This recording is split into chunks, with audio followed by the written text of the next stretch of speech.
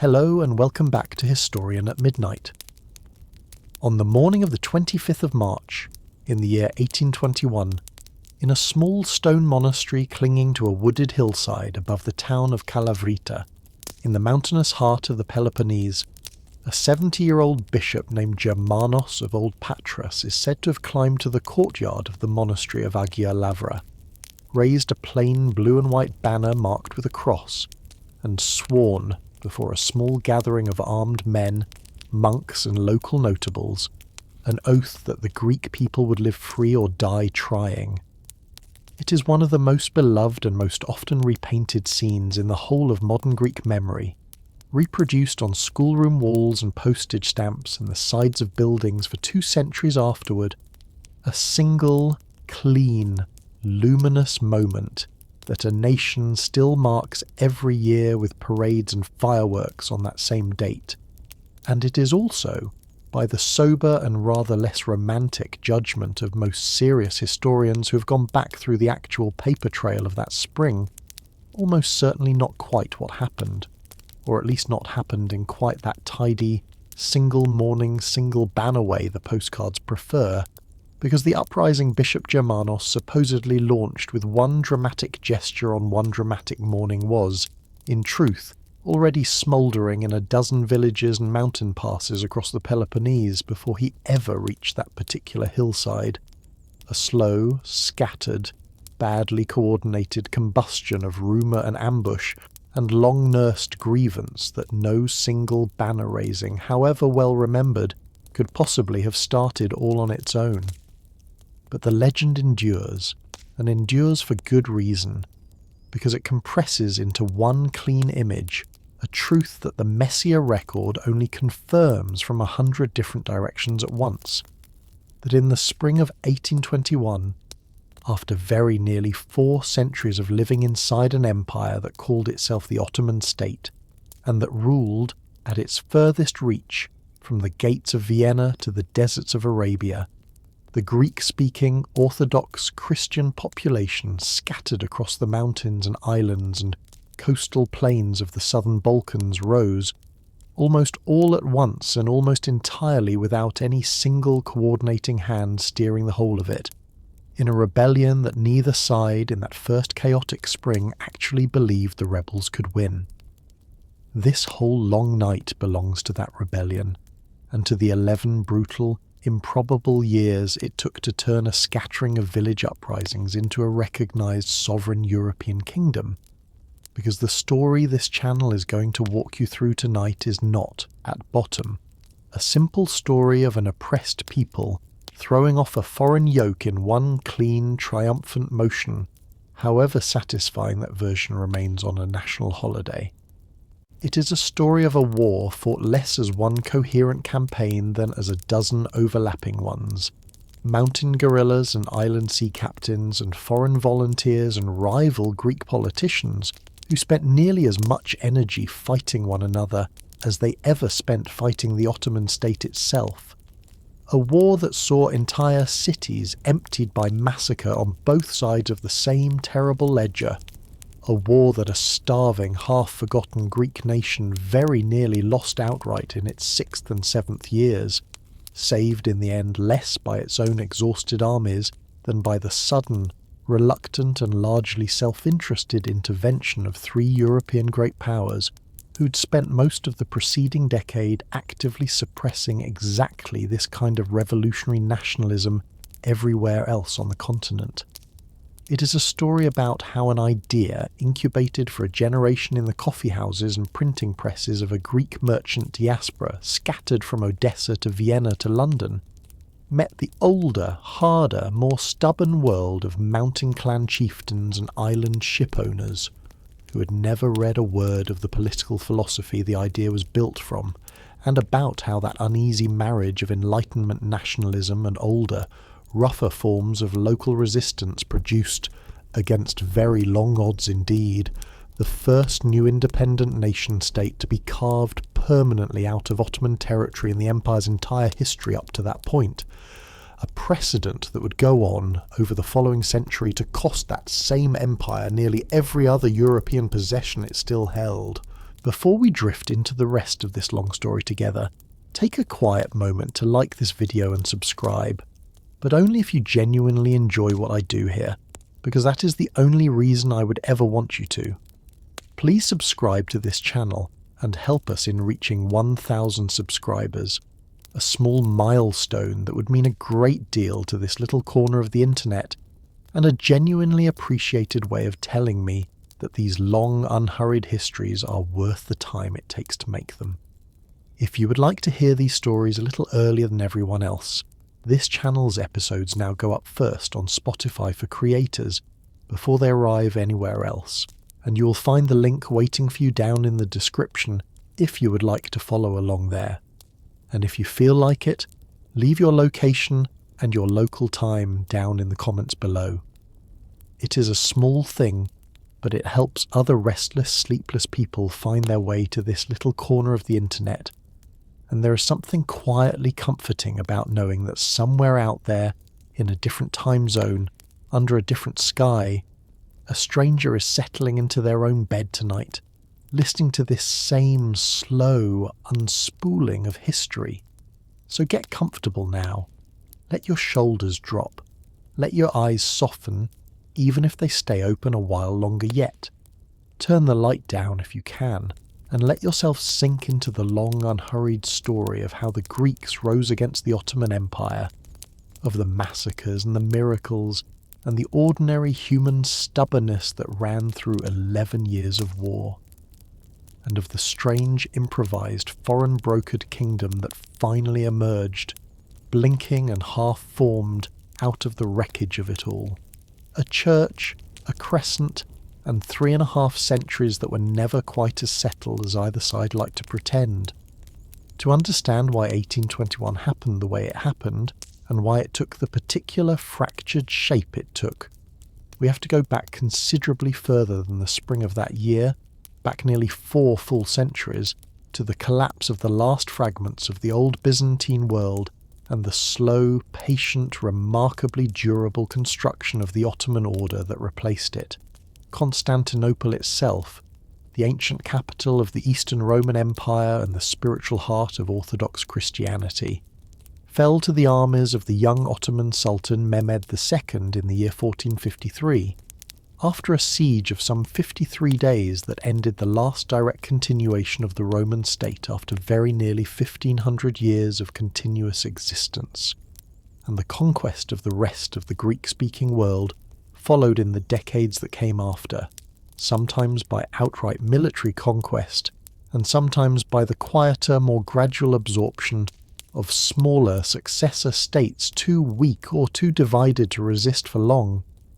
The last fragment of independent Byzantine rule on the Greek mainland, the small mountain despotate centred on the town of Mistras in the Peloponnese, fell to Ottoman forces in 1460, only 7 years after Constantinople itself, and within another decade or two, with the exception of a handful of coastal fortresses and islands still held by the Maritime Republic of Venice, nearly the whole of what is now modern Greece had passed under Ottoman rule, a domination that would, in one region or another, last anywhere from 3.5 to 4 full centuries depending on exactly where you happen to be standing on the map. It would be a serious mistake, though, to imagine that Ottoman rule over this conquered Greek world looked, for all those centuries, like a single uniform system of straightforward foreign occupation, because the empire the Ottomans built was, at bottom, a considerably more layered and more pragmatic arrangement than that, organised around a principle modern historians generally call the millet system, under which the Sultan's non-Muslim subjects were not governed directly as individuals so much as administered collectively, through their own religious hierarchies, as semi-autonomous confessional communities each responsible for its own internal law, its own schools, and its own communal discipline, in exchange for a specific tax called the jizya, that non-Muslim subjects paid in place of the military service expected of Muslim ones. For the Orthodox Christian population of the Balkans, this meant that the ecumenical Patriarch of Constantinople, the senior bishop of the Orthodox Church, was recognised by the Sultan not merely as a religious leader, but as something close to a civil governor of the entire Orthodox population of the empire, an arrangement that gave the Orthodox Church an institutional survival and an institutional reach that had no real equivalent anywhere else in the conquered Christian world of the period, and that also, in the process, tied that same church's own senior leadership so closely to the continued goodwill of the Sultan's court that the Patriarchate would spend the better part of 4 centuries walking an extraordinarily careful line between preserving Orthodox identity underneath Ottoman rule and actively discouraging, often in the sharpest possible religious language, any talk of rebellion against the very empire that had conquered it. It is worth naming too the specific and genuinely unusual economic and social niche that a particular class of wealthy, Constantinople-based Greek families carved out for themselves within this same imperial system, because the Phanariots, so called for the Phanar district of Constantinople, where the Patriarchate itself was headquartered, and where the wealthiest of these families tended to live, became, from the early 18th century onward, one of the single most influential non-Muslim groups anywhere in the Ottoman administrative machine, serving the Sultan's court as dragomans, official translators, and diplomatic intermediaries responsible for nearly all of the empire's dealings with the Christian states of Europe, and eventually, from 1711 onward, being appointed directly by the Sultan to rule as hospodars, essentially tribute-paying princes, over the 2 Danubian principalities of Moldavia and Wallachia, territories that correspond roughly to the modern country of Romania and that lay considerably to the north of the Greek-speaking heartland itself.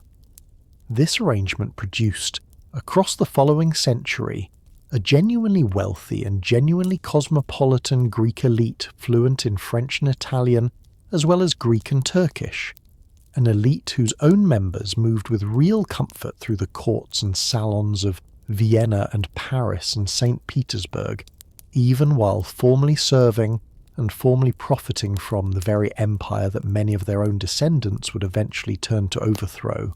a contradiction this story is going to keep returning to across the whole of tonight's telling, because it was precisely this class of prosperous, well-travelled, French-educated Greek merchants and diplomats, rather than the poorer mountain villagers who would ultimately do most of the actual fighting,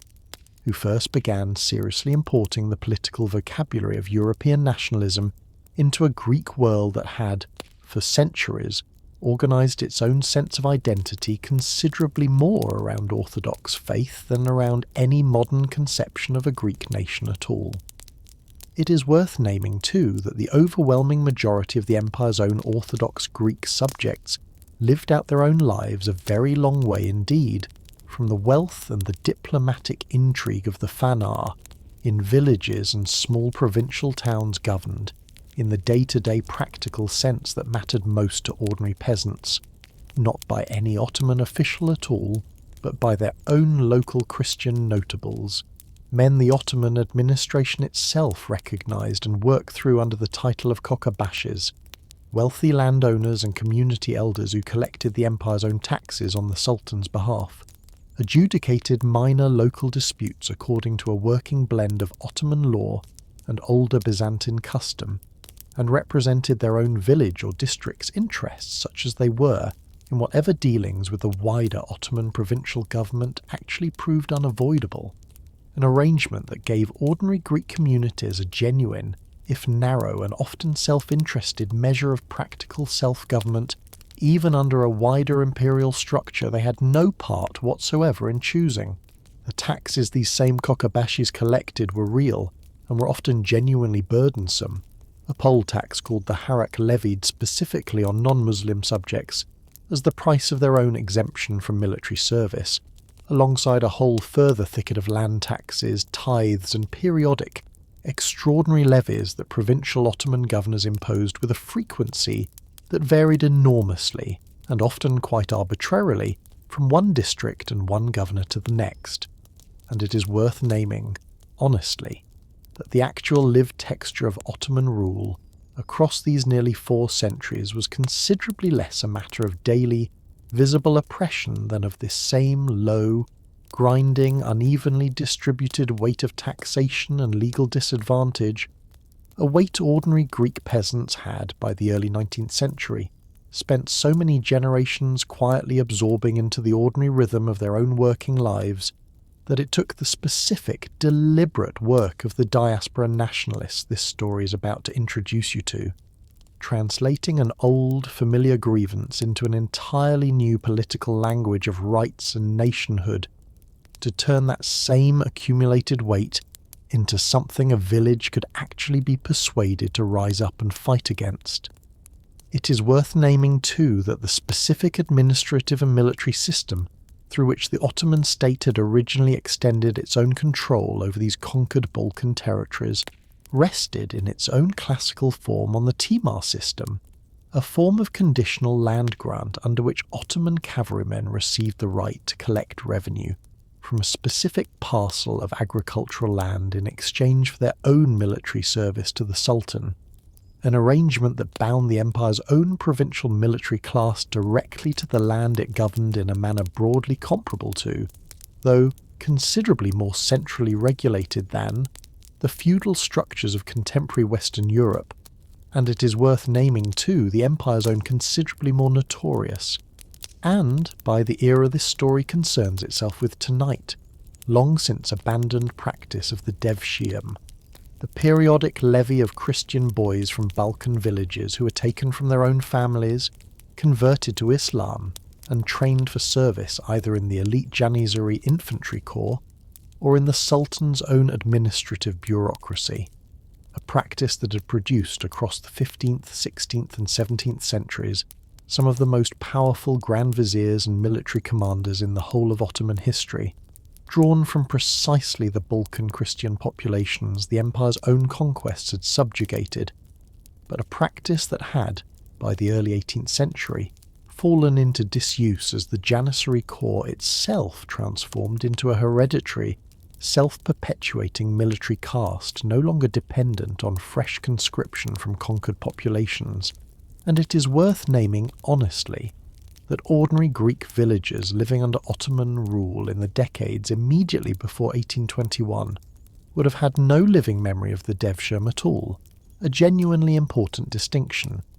because later Greek nationalist writings sometimes folded the memory of this older, considerably more brutal practice into the story of Ottoman oppression generally, when in truth the specific grievances that actually drove ordinary Greek peasants to rebel in 1821 centred considerably more on the ordinary, grinding weight of taxation and legal disadvantage this story has just described, than on any living fear of children being seized for imperial service. It is worth pausing too on one particular and genuinely beloved piece of later Greek national memory that deserves the same careful, honest scrutiny.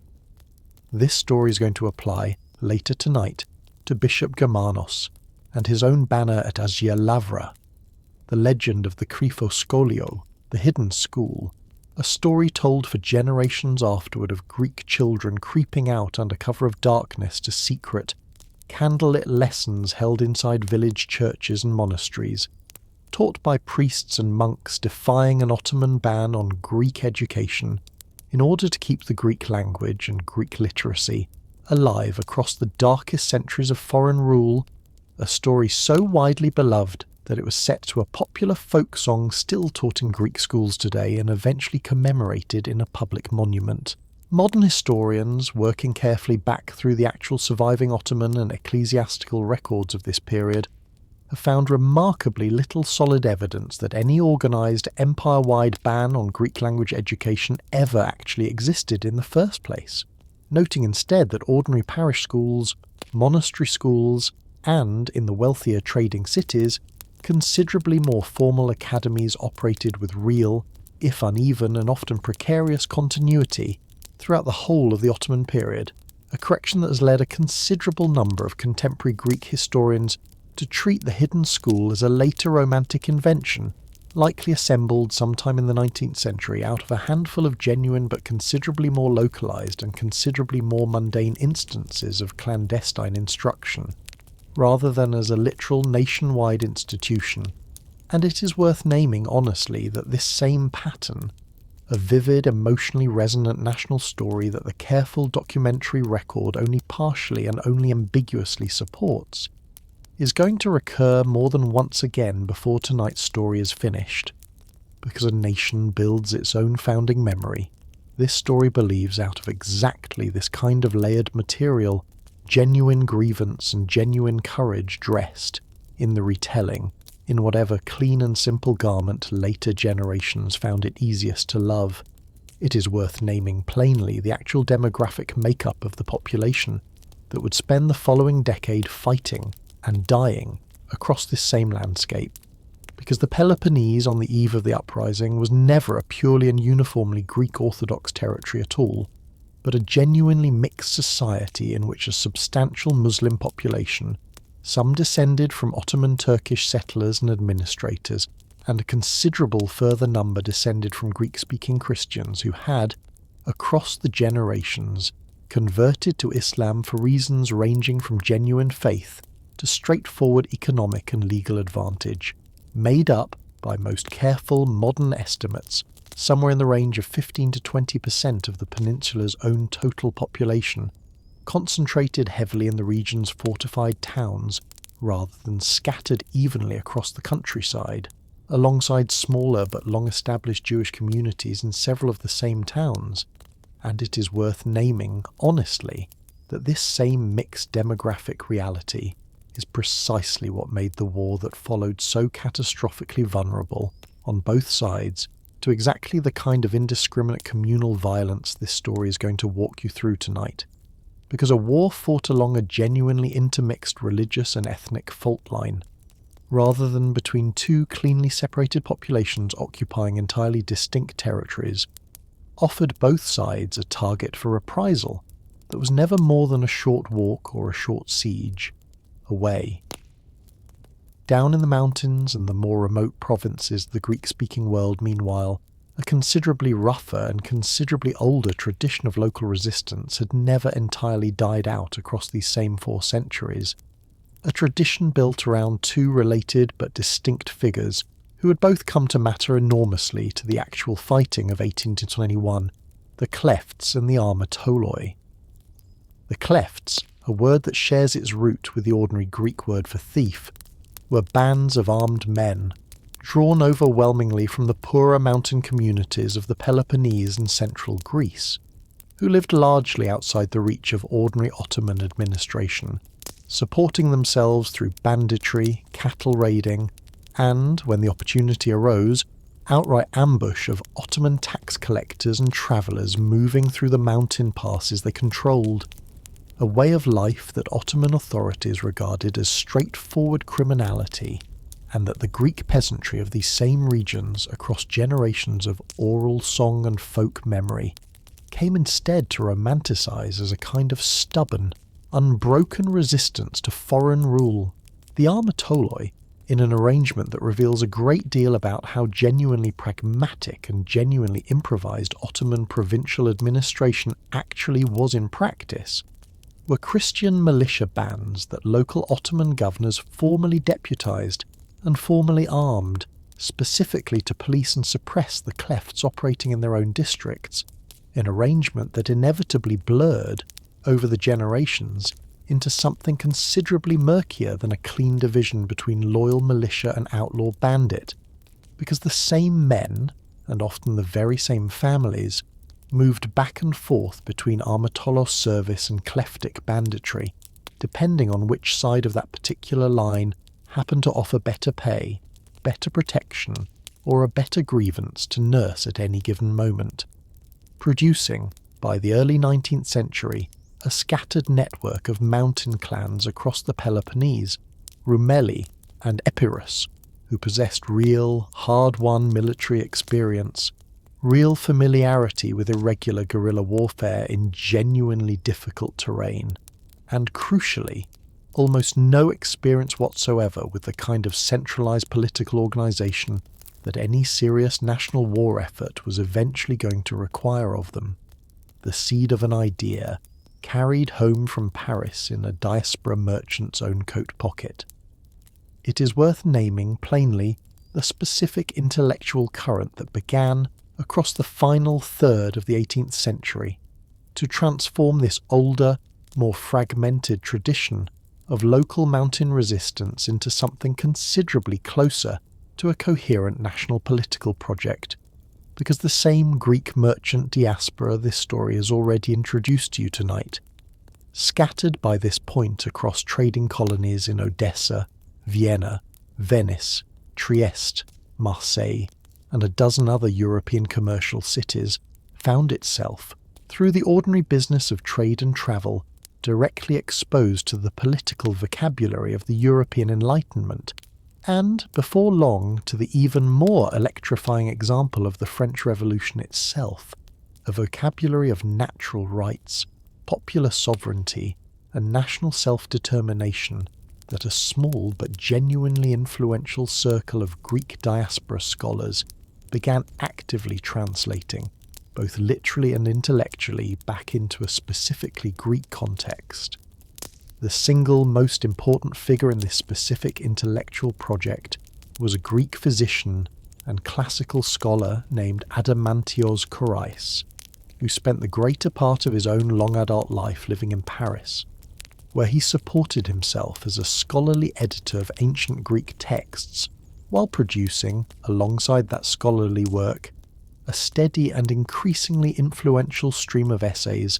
arguing that the modern Greek people were the direct cultural and, in Korais' own view, the direct linguistic descendants of the ancient Greeks, whose philosophy and literature the whole of educated Europe had spent the 18th century rediscovering and idealizing, an argument that gave the still inchoate idea of Greek national identity a genuinely powerful rhetorical weapon, because it allowed Greek nationalists to present their own cause to a European audience already steeped in classical education, not as one more obscure Balkan uprising among dozens the Ottoman Empire had weathered over the centuries, but as nothing less than the resurrection of the very civilization European schoolchildren had been taught since early childhood to revere as the wellspring of their own culture. It is worth naming, too, the single figure most directly responsible for translating this same diaspora intellectual ferment into an actual, if catastrophically premature, revolutionary conspiracy. A Thessalian-born writer and pamphleteer named Rigas Feraios, sometimes called Rigas Velestinlis, after his own home village, who spent the 1790s moving between Vienna and the Balkans, producing an extraordinary body of revolutionary literature, including a widely circulated map of the classical and Byzantine Greek world, printed with deliberate political intent, a Greek translation of the French Revolutionary Declaration of the Rights of Man, and, most famously, a rousing war hymn known as the Thurios, a poem calling on Greeks, Bulgarians, Albanians, Vlachs, and indeed all of the Ottoman Empire's Balkan Christian subjects together, regardless of their own specific ethnic background, to rise in a single coordinated revolt and establish a new, multi-ethnic Balkan republic modelled explicitly on revolutionary France, a genuinely radical and genuinely pan-Balkan vision that stood in real contrast to the considerably narrower, more purely ethnic Greek nationalism that would eventually carry the actual revolution of 1821. Rigas's own conspiracy came apart before it ever produced a single-armed uprising, betrayed to Austrian authorities in Trieste in December of 1797, and Rigas himself, after months of imprisonment and interrogation in Vienna, was handed over to Ottoman officials at Belgrade, where he and several of his own fellow conspirators were executed by strangulation in June of 1798, their bodies reportedly thrown into the Danube,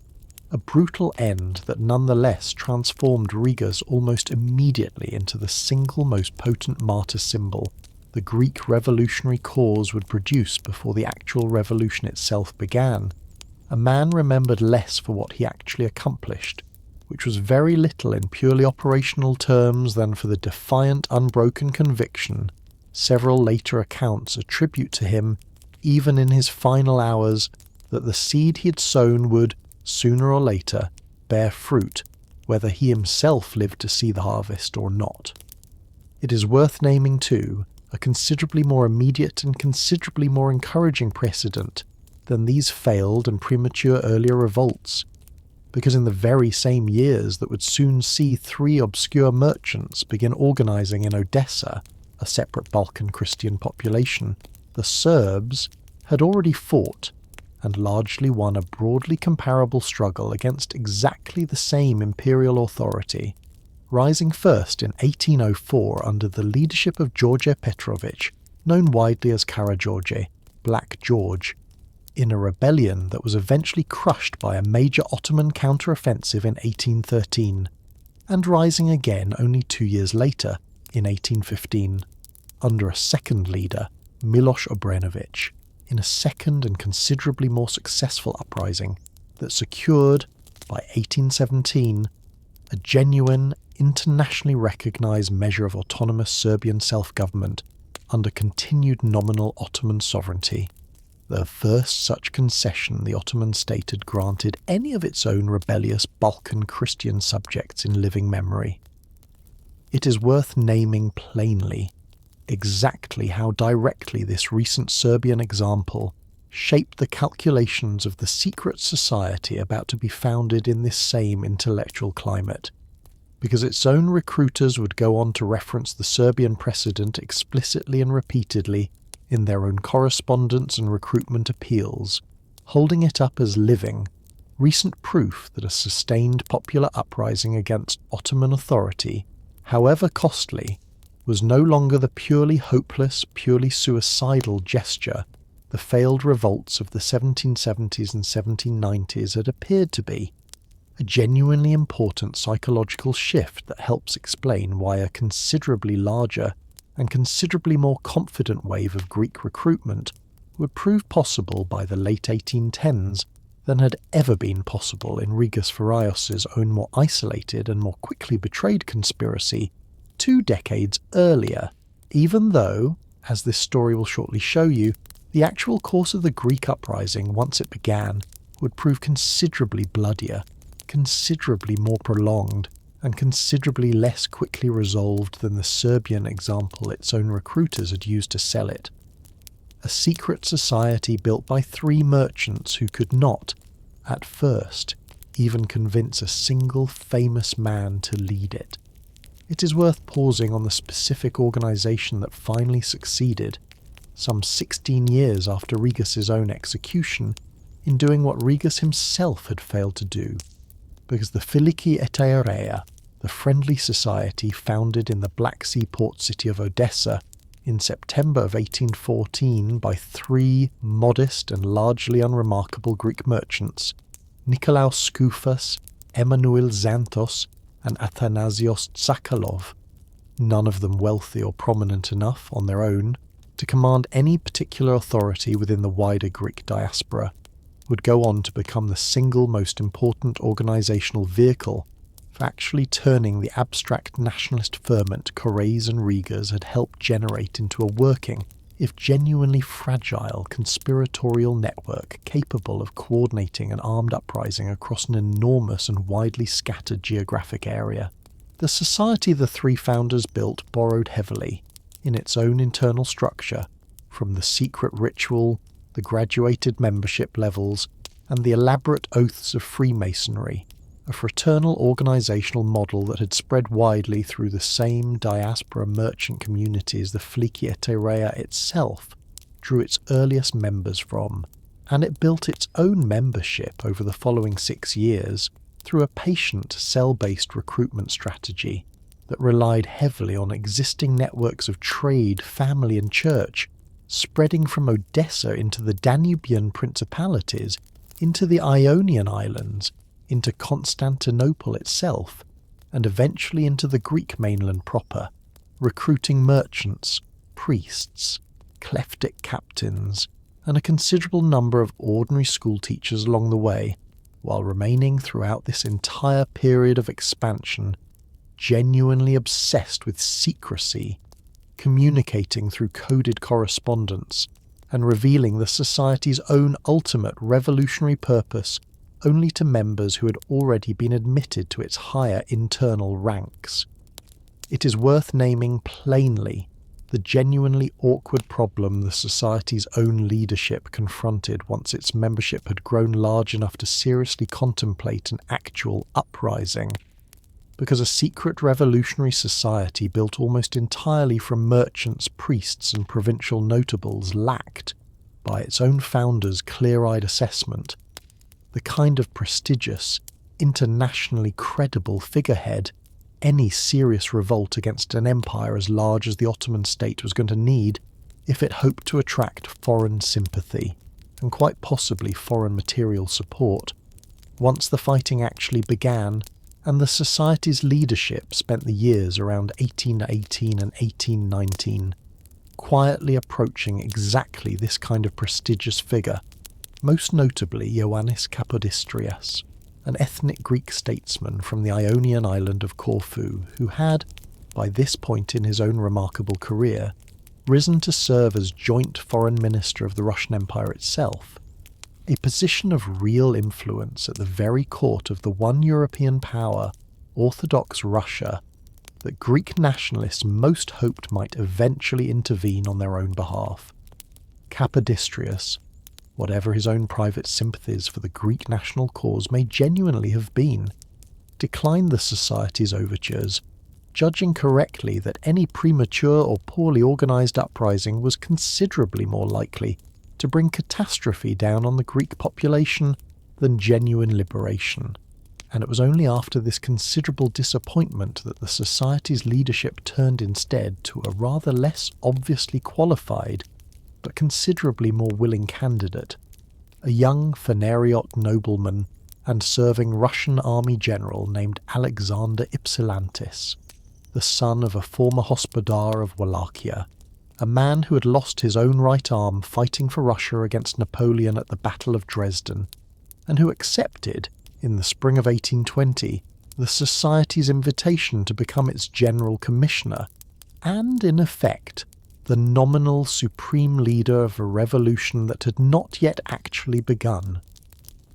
It is worth naming, too, the specific and genuinely clever piece of organisational theatre the Society's founders relied on to recruit new members long before Ypsilantis himself had ever agreed to lead anything at all, because for the first several years of its own existence, the Filiki Eteria told prospective recruits, at the more advanced stages of a carefully graduated initiation ritual borrowed, as this story has already told you, from Masonic practice, that the whole conspiracy operated under the secret direction of a powerful and deliberately unnamed patron, an invisible authority whose own identity membership was assured would be revealed only once the revolution itself was ready to begin, a useful and largely fictitious piece of recruiting mythology that allowed the Society's actual founders, 3 merchants of no particular personal prominence, to borrow, in the imagination of every new initiate, whatever degree of powerful, well-connected backing that initiates' own hopes were most inclined to supply, whether that meant imagining the hidden hand of Russia itself, or of some wealthy diaspora grandee, or of the Orthodox Church's own senior hierarchy, standing quietly behind the whole enterprise. By the time the Society finally settled on Alexander Ypsilantis as its own actual leader in the spring of 1820, it had already recruited, by the most careful modern estimates historians have been able to reconstruct from the fragmentary surviving membership rolls, somewhere in the range of 1,000 to several thousand sworn members spread across the merchant colonies of southern Russia, the Danubian principalities, the Ionian Islands, and the Greek mainland itself, a genuinely impressive organisational achievement for a conspiracy that had begun only 6 years earlier, as 3 men meeting quietly in a rented room in Odessa, and one that gave the uprising of 1821, Whatever its own catastrophic opening failure in the Danubian principalities that this story is about to walk you through, a far deeper and far more widely distributed network of local leadership already in place across the Greek homeland itself than any single failed general in the north could ever have unravelled all on his own. It is worth naming, too, exactly how deeply this same secret network eventually penetrated into the Ottoman capital itself, because the Filiki Eteria's own recruitment reached directly into the wealthy Greek merchant guilds and shipping houses of Constantinople's own Phanar and Galata districts, drawing in a considerable number of the same Phanariote families this story has already told you occupied such prominent positions within the Ottoman administrative and diplomatic apparatus, a genuinely remarkable and genuinely dangerous state of affairs, because it meant that by the time Ypsilantis crossed the Pruth in 1821, the conspiracy behind the coming uprising had already established working cells inside the very capital city from which the Sultan's own government would soon be directing its own military response, a proximity that goes a considerable distance toward explaining the sheer speed and the sheer indiscriminate fury of the Ottoman government's own reprisals against the empire's Greek population in Constantinople once the fighting actually began, because Ottoman officials, confronted with a rebellion that had evidently drawn support from Greek subjects living and working under their own noses in the imperial capital, had genuine and immediate reason to suspect that the entire Greek merchant and clerical community surrounding them, from the wealthiest Phanariot banker to the humblest parish priest, might harbour a hidden connection to the conspiracy, a suspicion that would fall, as this story will shortly show you at Patriarch Gregory's own execution, on a great many entirely innocent people, alongside the considerably smaller number who had, in fact, taken the Filiki Eteria's own secret oath,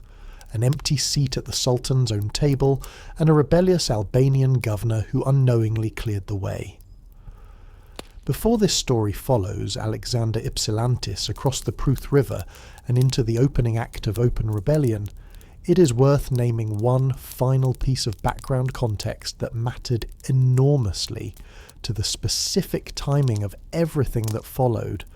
because the Ottoman Empire that the Filiki Eteria's leadership was preparing to challenge in 1821 was, at that exact moment, already dangerously distracted by an entirely separate and, in the short term, considerably more urgent crisis of its own, centred on a semi-independent, ferociously capable and thoroughly ruthless Albanian Muslim warlord named Ali Pasha of Ioannina.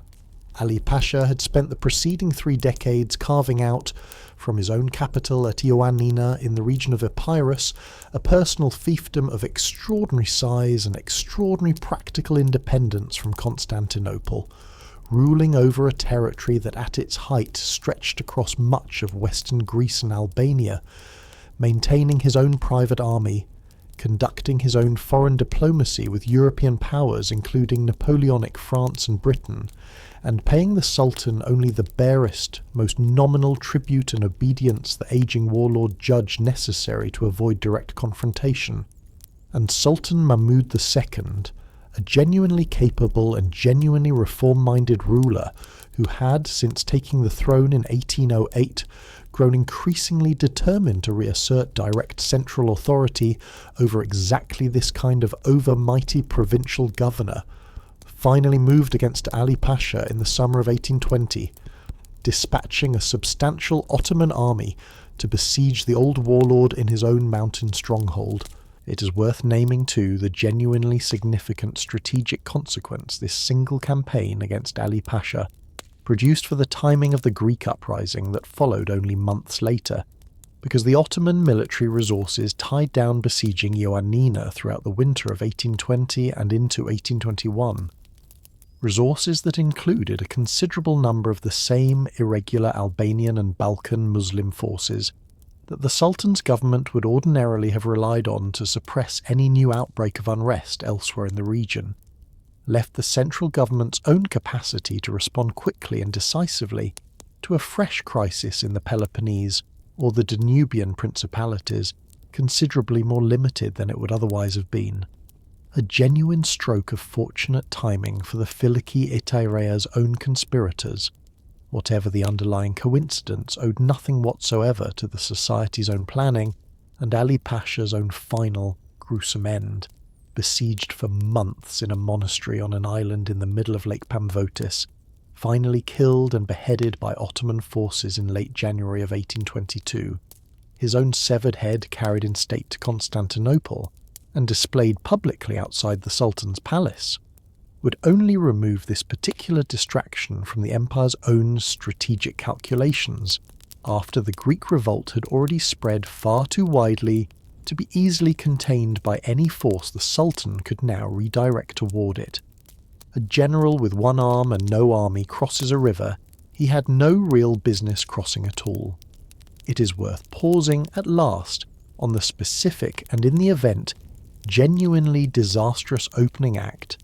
Alexander Ypsilantis actually chose for the revolution. The Filiki Eteria's leadership had spent 7 years quietly preparing, because rather than beginning the uprising in the Greek heartland itself, in the Peloponnese or the islands where the society's own recruitment had been deepest, and where the older kleptic tradition of armed resistance already existed to build on, Ypsilantis chose instead to open the war in the Danubian principalities of Moldavia and Wallachia, the same territories his own family had once governed as Phanariot Hospodars, territories that lay considerably to the north of the Greek-speaking world proper, and that were populated overwhelmingly by Romanian-speaking peasants who had, in the great majority of cases, no particular investment whatsoever in the specifically Greek nationalist cause. Ypsilantis had crossed the border to advance. Ypsilantis crossed the Pruth River from Russian territory into Moldavia on the 22nd of February 1821 at the head of a small force and issued, immediately upon crossing, a proclamation calling on Christians throughout the Balkans to rise up. A proclamation deliberately and, as it would soon prove, catastrophically vague about whether the coming uprising was meant to serve a specifically Greek national cause or a broader pan-Orthodox and pan-Balkan one, and a proclamation that carried, running through nearly every one of its own carefully chosen phrases, the strong and entirely deliberate implication that Ypsilantis's own venture enjoyed the covert backing of the Russian Empire itself, an implication Ypsilantis's own position as a serving Russian general made considerably easier for contemporary observers on every side to believe. It is worth naming plainly exactly how badly this specific gamble misfired, because the assumption running through the whole of Ypsilantis's own strategy that Tsar Alexander I of Russia would either openly support the uprising or, at the very least, decline to actively condemn it, collided almost immediately with the considerably more conservative and considerably more legalistic diplomatic framework the Tsar himself had spent the preceding 6 years helping to build across the whole of post-Napoleonic Europe, the system of monarchical solidarity against revolutionary upheaval that later historians would come to call the Concert of Europe, anchored around the Holy Alliance the Tsar had personally championed at the Congress of Vienna, a system explicitly and repeatedly committed to suppressing exactly the kind of popular nationalist rebellion against a legitimate sovereign, Christian or Muslim, that Ypsilantis's own crossing of the Pruth so plainly represented. Alexander, informed of Ypsilantis's actions while attending an international congress at Laibach, specifically convened to coordinate the suppression of a separate revolutionary uprising then underway in Naples,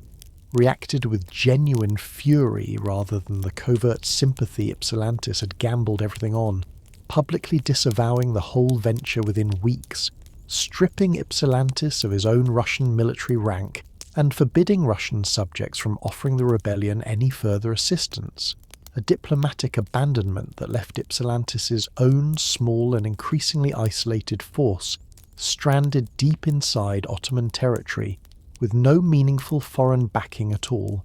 and considerably worse still, largely unsupported by the local Romanian peasantry, his own proclamations had done so little to actually win over. since a separate and largely unrelated Romanian peasant uprising already underway in Wallachia under a local leader named Tudor Vladimirescu had its own entirely distinct grievances and its own entirely distinct objectives that Ypsilantis' arrival did considerably more to complicate than to strengthen. It is worth naming plainly exactly how badly Ypsilantis' own relationship with this separate Romanian uprising actually deteriorated, because rather than finding in Tudor Vladimirescu a natural ally against their own shared Ottoman adversary, the two leaders fell into rapid and increasingly bitter mutual suspicion. Vladimirescu concerned that Ypsilantis' own openly Greek nationalist aims risked dragging a Romanian peasant uprising, fought over specifically Romanian grievances against both Ottoman and Phanarate landlord authority alike, into a wider and considerably more dangerous war it had never actually sought, and Ypsilantis, for his own part, increasingly convinced that Vladimirescu was preparing to abandon the whole revolutionary cause and negotiate a separate peace with Ottoman authorities on his own account. This mutual suspicion ended, in late May of 1821, in an act that did real and lasting damage to the moral standing of the entire Danubian venture even before its own final military collapse, when a faction of Ypsilantis' own officers seized Vladimirescu, tried him in a hastily convened court on charges of treason that the surviving evidence has never conclusively substantiated one way or the other, and executed him, a killing carried out by the very movement that had crossed into Moldavia, proclaiming the liberation of oppressed Christians everywhere in the Balkans, and one that removed at a single stroke any remaining possibility that Ypsilantis' own faltering campaign might yet draw meaningful support from the Romanian population, whose own territory it continued to occupy. It is worth naming, too, the specific and genuinely moving detail of Ypsilantis' own force that has, across the 2 centuries since, become one of the most enduring individual images of this entire opening chapter: the Sacred Band, a volunteer battalion Ypsilantis organised from among the young educated Greek men, students and merchants' sons, drawn disproportionately from the diaspora communities of Odessa and Bucharest, who had rallied to his own banner in the weeks after the crossing, a unit whose members swore a formal oath of readiness to die for the cause rather than retreat, and whose own inexperience in actual combat, however genuine and however deeply felt their own patriotic conviction may have been, proved catastrophically insufficient against the disciplined Ottoman cavalry that finally caught up with Ypsilantis' dwindling and demoralised force near the town of Dragashani in early June of 1821, a battle that ended, within a matter of hours, in the near-total destruction of the Sacred Band, several hundred of its own young members killed on the field or cut down in the retreat that followed, a slaughter that effectively ended the entire Danubian phase of the revolution almost as abruptly as it had begun, and Ypsilantis himself, fleeing across the border into Austrian territory in the campaign's final collapse, was promptly arrested by Austrian authorities, acting in close coordination with the same conservative, anti-revolutionary diplomatic order his own Russian sovereign had already condemned him under, and spent the following 7 years of his own life imprisoned in an Austrian fortress, dying in Vienna in early 1828, only months before the war his own opening gambit had helped ignite finally reached its own conclusion, without ever seeing in person a single day of the eventual Greek victory. It is worth naming, too, what became of the wider Ypsilantis family after this catastrophe, because his younger brother, Demetrios Ypsilantis, succeeded where Alexander had failed, travelling south to the Peloponnese in the summer of 1821 to join the uprising already spreading there,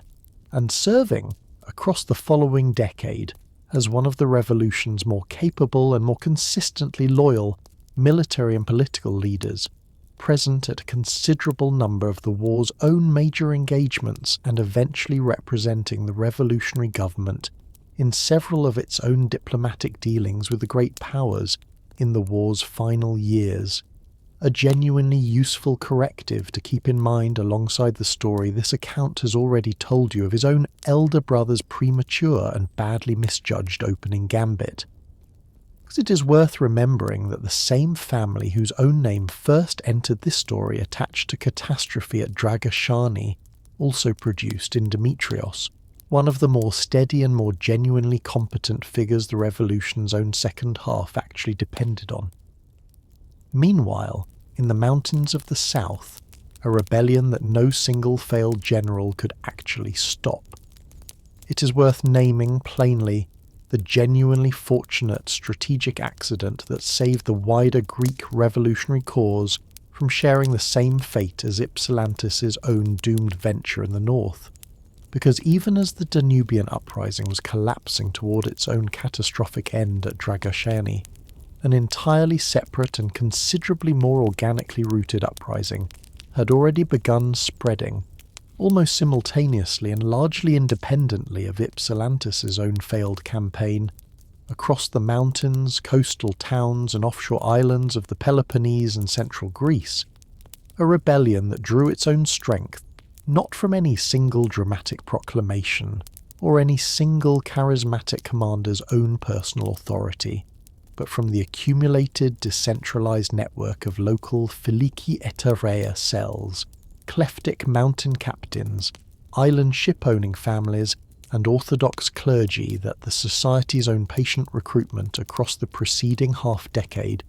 had already woven together throughout the Greek heartland itself. Fighting had, in fact, already broken out in scattered pockets across the Peloponnese, in the days immediately before the traditional date of the 25th of March, the Feast of the Annunciation, that later national mythology would settle on as the revolution's official start, with the town of Kalamata falling to local Greek insurgents on the 23rd of March after a coordinated assault led by two of the uprising's earliest and most important local leaders, Petros Mavromichalis, the powerful bey of the semi-autonomous and famously warlike Mani Peninsula, known widely as Petrobey, and a considerably less socially prominent but considerably more militarily gifted kleptic captain named Theodoros Kolokotronis, a man whose own name would come to matter more than almost any other single individual's to the whole of the war's eventual military outcome. It is worth naming, too, exactly who Theodoros Kolokotronis actually was, because his own particular life story embodies, in a single biography, the whole of the older kleptic tradition this story has already described to you tonight, finally colliding with the modern, organised project of national revolution. Born in 1770 into a Peloponnesian family, with generations of kleptic and armatolos experience already behind it, Kolokotronis had spent decades of his own adult life moving between banditry, militia service, and, for a genuinely formative stretch in the early 1800s, formal military service in a Greek regiment of the British Army stationed on the Ionian island of Zakynthos, an experience that gave him direct, practical exposure to European military organisation and drill discipline that almost none of his own kleptic peers possessed. And Kolokotronis returned to the Peloponnese in the months before the uprising, already recognised among his own fellow captains as a figure of genuine tactical sophistication, as well as raw personal courage, qualities that would make him, across the following several years, the single most effective and most consistently successful Greek battlefield commander of the entire war, whatever the considerable political friction his own blunt, uncompromising personality would eventually generate with the more urbane, foreign-educated politicians who came to lead the revolution's civilian government. It is worth naming, too, the specific and genuinely unusual character of the region that supplied Kolokotronis' own most important early ally in the uprising, because the Mani Peninsula, the rugged mountainous finger of land forming the central of the Peloponnese's three southern prongs, had never, across the whole of the preceding 4 centuries of nominal Ottoman rule, been governed with anything approaching the same direct administrative control the Sultan's officials exercised elsewhere in the province, its own fiercely independent clans, organised around a handful of powerful local families of whom the Mavromichalis clan had by the early 19th century become clearly the most prominent, having negotiated generation after generation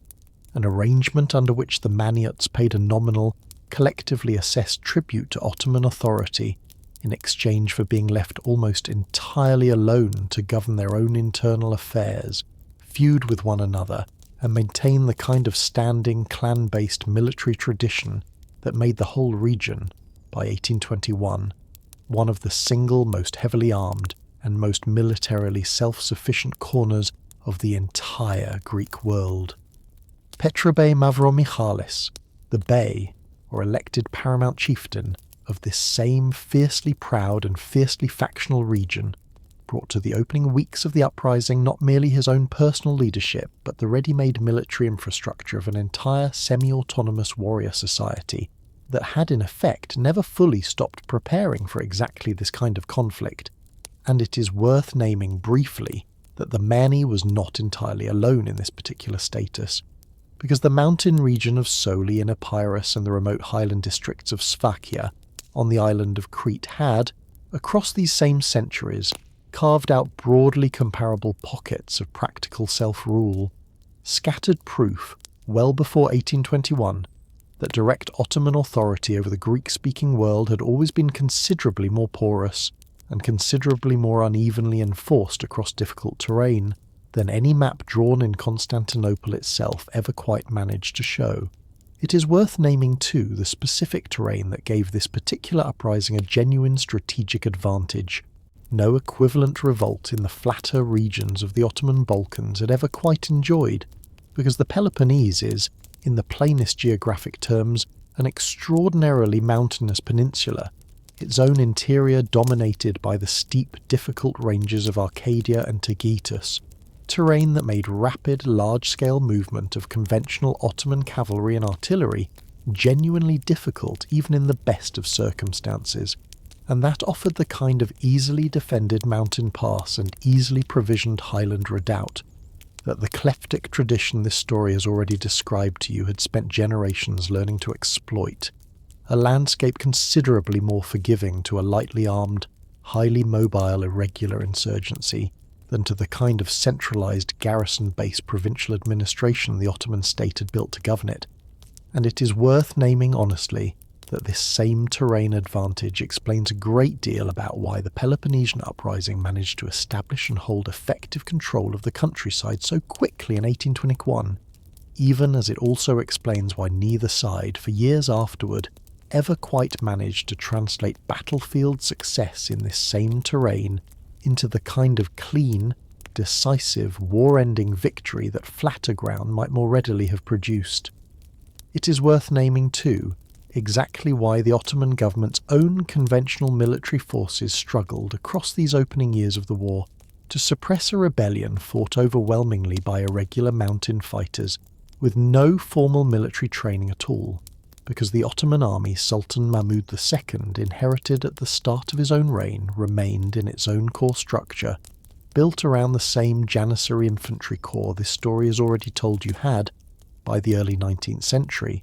degenerated from the disciplined, professional fighting force of earlier Ottoman centuries into a considerably more hereditary, considerably more commercially minded institution, its own members frequently more invested in the lucrative craft guilds and business interests many Janissaries had accumulated across generations of settled urban life than in the rigorous drill and discipline that had once made the corps the terror of European battlefields, a force that proved, across the opening campaigns of this same Greek war, chronically unreliable, prone to mutiny over pay and conditions, and considerably less effective in the specific irregular mountain warfare the Peloponnesian uprising demanded than the older, more feared reputation of Ottoman arms might have led a contemporary observer to expect, a structural weakness that Sultan Mahmud himself was already well aware of, and that the specific frustrations and failures of this same Greek campaign, this story has already told you, would go on to help justify the Sultan's own eventual destruction of the entire corps in 1826, a reform that arrived, in the bitterest possible irony, too late to actually help the Ottoman war effort against the Greek revolution it had, in significant part, been provoked by. The mountains and coastal towns of the Peloponnese fell to the insurgents with a speed that appears to have genuinely surprised both sides in equal measure, because within a matter of weeks of the fighting's opening at Kalamata, Greek irregular forces had seized effective control of most of the countryside across the peninsula, driving the local Muslim population, a minority but a substantial and long-established one,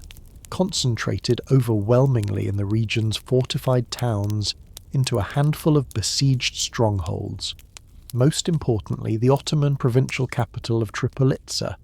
deep in the interior of the Peloponnese, a walled city that had become, by the early weeks of the siege that Kolokotronis and his fellow captains established around it in April of 1821, a genuinely desperate refuge for thousands of Muslim and Jewish civilians who had fled their own outlying villages and estates in the face of the spreading rural uprising, crowding a city whose own defences and whose own dwindling supplies had never been designed to shelter a population of this size for any extended length of time. It is worth naming plainly exactly how the Ottoman provincial government actually attempted to respond to this uprising in its own opening year, because Ursid Pasha, the Ottoman governor responsible for the wider region that included the Peloponnese, found his own available forces stretched dangerously thin by the ongoing campaign against Ali Pasha of Ioannina. This story is already described, tying down so much of the empire's own available military strength in these same months, and was able, across 1821, to do considerably less to relieve the mounting number of besieged Ottoman garrisons scattered across the Peloponnesian countryside than the scale of the crisis genuinely demanded. A failure that allowed the revolutionary forces not merely to hold the open countryside, as this story has already told you, but to reduce one by one the fortified towns where the Peloponnese's own Muslim population and its own Ottoman administrative presence had concentrated for safety. The coastal fortress town of Nafplio, whose own excellent natural harbour and formidable fortifications made it one of the single most strategically valuable positions in the entire Peloponnese, held out under a grinding Greek siege for very nearly 18 months before its own starving garrison finally surrendered in December of 1822, a fall that gave the revolutionary government its own first genuinely secure and genuinely defensible capital, the town serving across the following decade as the seat of one revolutionary and then national government after another. Patras, by contrast, the same coastal city Bishop Germanos's own legendary banner raising at nearby Agia Lavra, is traditionally associated with, never actually fell to Greek forces at all across the entire course of the war, its own Ottoman garrison, reinforced periodically by sea in a way the interior fortresses this story has already described could never manage, holding out in diminished but unbroken form right through to the war's final diplomatic settlement. A genuinely striking detail worth sitting with for a moment, because it means the specific city closest to the revolution's own most celebrated founding legend spent the entirety of the war that legend supposedly launched still flying the Sultan's own flag, one further small, quietly ironic thread in the whole complicated relationship. This story has already shown you running between the clean version of this war Greek national memory prefers and the considerably messier reality underneath it. It is worth pausing too on the specific terror that swept through the Peloponnese's own Muslim population in these opening weeks, a terror this story owes the same honest attention it has already given to the fear felt by Greek villages under Ottoman reprisal. Because as news of the uprising spread from village to village across the countryside, Muslim families living outside the protection of a fortified town found themselves suddenly and often fatally exposed. Entire rural households abandoning farms, their own families had worked for generations in a desperate scramble toward whatever nearby garrison town still held out, a flight that several surviving contemporary accounts describe in terms of genuine, immediate panic rather than any orderly evacuation.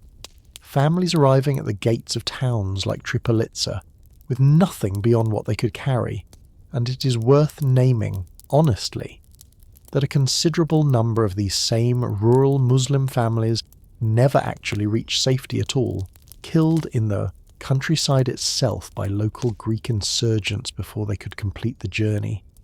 A wave of killing that took place well before the more famous and more heavily documented massacre inside Tripolitsa's own walls this story is about to describe,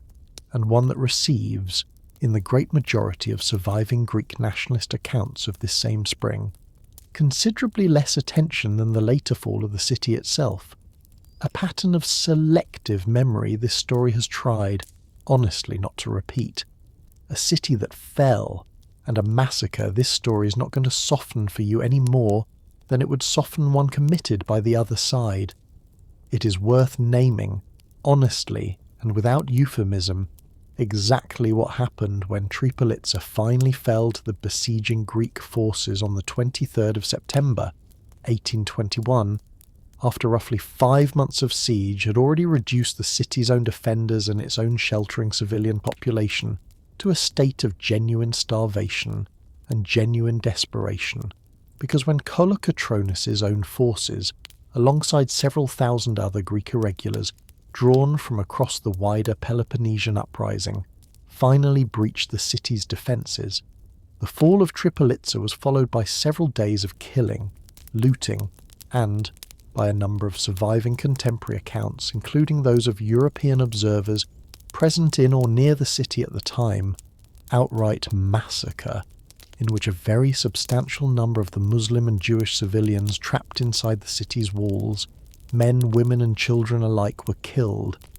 a death toll that contemporary and modern estimates place, depending on the specific source consulted, anywhere from several thousand to considerably more than 10,000 people,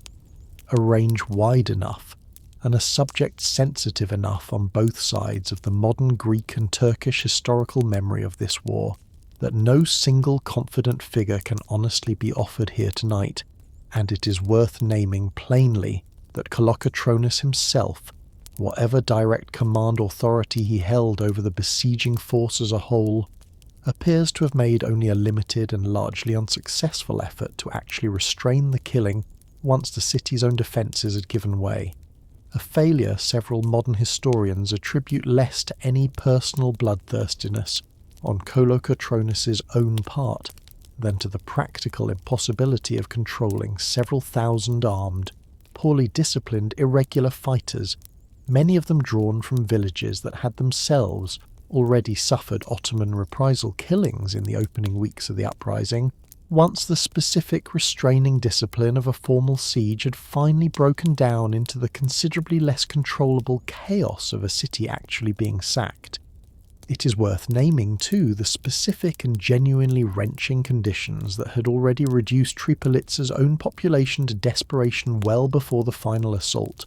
because the roughly 5-month siege Kolokotronis and his fellow captains maintained around the city cut off nearly all outside food and water supply to a population that had, by the testimony of European observers who managed to reach the besieging Greek camp during these months, swollen to somewhere in the range of 25 to 30,000 people, crowded inside walls built to comfortably hold a fraction of that number. And it is worth naming, honestly, that Kolokotronis himself, in the memoir he dictated many years later in his own old age, described the scene inside the fallen city in terms that neither minimized nor apologized for what his own forces had done, recalling streets so thick with the dead that a rider could scarcely pick a path through them, an account modern historians read less as boastful cruelty than as the blunt, unsentimental record-keeping of a man who had spent his entire adult life immersed in exactly this kind of irregular mountain warfare, and who saw no particular reason, decades after the fact, to dress the memory up in language gentler than the reality it described. This story is not going to pretend that this single terrible episode was somehow unique, or somehow disproportionate to the wider character of the war it opened. because Tripolitsa's fall was, in the plainest and most honest terms this account can offer you tonight, only the first and among the largest of a whole grim sequence of massacres that both sides of this conflict would go on to commit against captured civilian populations across the following decade. A pattern this story is going to keep returning to honestly on both sides of the ledger, rather than allowing either side's own later national mythology to erase or minimise what its own forces actually did in the heat of a war that both Greeks and Ottomans alike increasingly came to understand, as the fighting dragged on, less as a conventional military campaign fought between opposing armies than as a war of communal survival, in which the wholesale killing or expulsion of the opposing religious community, wherever local military advantage made it possible, had become a genuinely normalised tactic each side increasingly expected and increasingly practised against the other. A young captain who chose an agonising death over a life bought at the price of changing his own faith. It is worth naming, too, the parallel and almost simultaneous uprising that spread in these same opening weeks of the spring of 1821 across the region of Rumeli, central Greece north of the Gulf of Corinth, because the revolt here produced, in its own opening months, one of the single most widely remembered individual martyr stories of the entire war, centred on a young Armatolos captain named Athanasios Diakos, who had, before the uprising began, briefly trained for the Orthodox priesthood, before abandoning that path for the older, rougher tradition of armed mountain leadership this story has already described to you tonight. Diakos led a small force attempting to block an advancing Ottoman army at a narrow pass near the historic battlefield of Thermopylae, at a crossing point on the Alamana River in April of 1821, an engagement his own badly outnumbered force had little realistic hope of winning outright, and Diakos himself was captured alive by Ottoman forces after the position was overrun, offered, according to multiple surviving contemporary accounts, his own life and a position of honour within the Ottoman military administration if he would convert to Islam, an offer Diakos refused outright and was executed in a method of killing the Ottoman military reserved for cases of particularly deliberate exemplary punishment, by being impaled on a spit and roasted over a fire, a death several contemporary accounts describe him enduring with a defiance that turned his own execution, within months, into one of the single most potent individual symbols of sacrificial courage the entire revolution would go on to produce, a young man remembered, ever since, less for any lasting military accomplishment, since the pass he died defending fell to Ottoman forces within the same day, than for the specific unbearable manner of his own death and the specific unbroken refusal that provoked it. It is worth naming, too, a further and considerably more morally complicated figure from this same central Greek theatre, Odysseus Androutsos, a gifted and fiercely independent military captain who had, in an earlier chapter of his own career, served for a time in the private army of Ali Pasha of Ioannina before joining the revolutionary cause, and whose own relationship with the revolution's central civilian government soured badly enough across 1824 and 1825, that Androutsos was eventually accused of secretly negotiating with Ottoman authorities on his own behalf, arrested by his own government's own forces, and imprisoned in the same Acropolis of Athens his own earlier campaigns had helped defend, where he died in June of 1825 in circumstances that remain genuinely disputed to this day, officially recorded as an escape attempt gone fatally wrong but widely suspected, both at the time as by a considerable number of modern historians since, to have been a deliberate killing carried out with at least the tacit approval of rival Greek political and military figures who had grown to regard Androutsos as a dangerous and unpredictable liability, a death that stands as one further reminder of exactly how thoroughly this revolution's own internal politics could turn, with real and sometimes lethal consequence, against the very captains who had done so much to build it in the first place. a patriarch hanged at his own church door for rebellion he had publicly condemned. It is worth naming plainly the Ottoman government's own furious and, in its own way, equally indiscriminate response to the news of the Peloponnesian uprising as it reached Constantinople across the spring of 1821, because Sultan Mahmud II's own government, confronted with a rebellion spreading across multiple provinces simultaneously and evidently coordinated, at least in part, through the Orthodox Church's own diaspora and clerical networks, responded with a wave of reprisal killings directed at the empire's own Greek population living within reach of the capital, reprisals that culminated on Easter Sunday, the 22nd of April 1821, in the single most shocking and the single most diplomatically consequential individual killing of the entire early war, the execution by hanging of Gregory V, the ecumenical patriarch of Constantinople himself, seized from his own residence and hanged from the main gate of the Patriarchate complex, his own body left exposed at the gate for 3 days before finally being cut down and, by several contemporary accounts, dragged through the streets and thrown into the harbour by a mob, before it was eventually recovered by Greek sailors and smuggled to Odessa for a proper burial. It is worth naming, too, the particular and genuinely bitter irony that ran through this single execution, because Gregory V had in fact formally and publicly excommunicated the leaders of the Peloponnesian uprising only weeks earlier, issuing, under considerable and entirely understandable pressure from the Sultan's own government, an official anathema condemning the revolt as a sin against both God and the Sultan's own legitimate authority,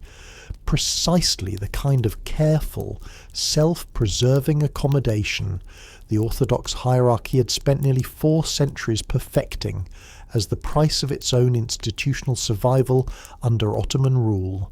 and this same public condemnation of the rebellion did nothing whatsoever to save the Patriarch's own life, because the Sultan's government, whatever the Patriarch's own personal loyalty may genuinely have been, had by this point come to regard the entire Greek Orthodox hierarchy as collectively suspect, guilty by association with a rebellion the hierarchy's most senior figure had already publicly disowned, a form of purely collective and purely communal punishment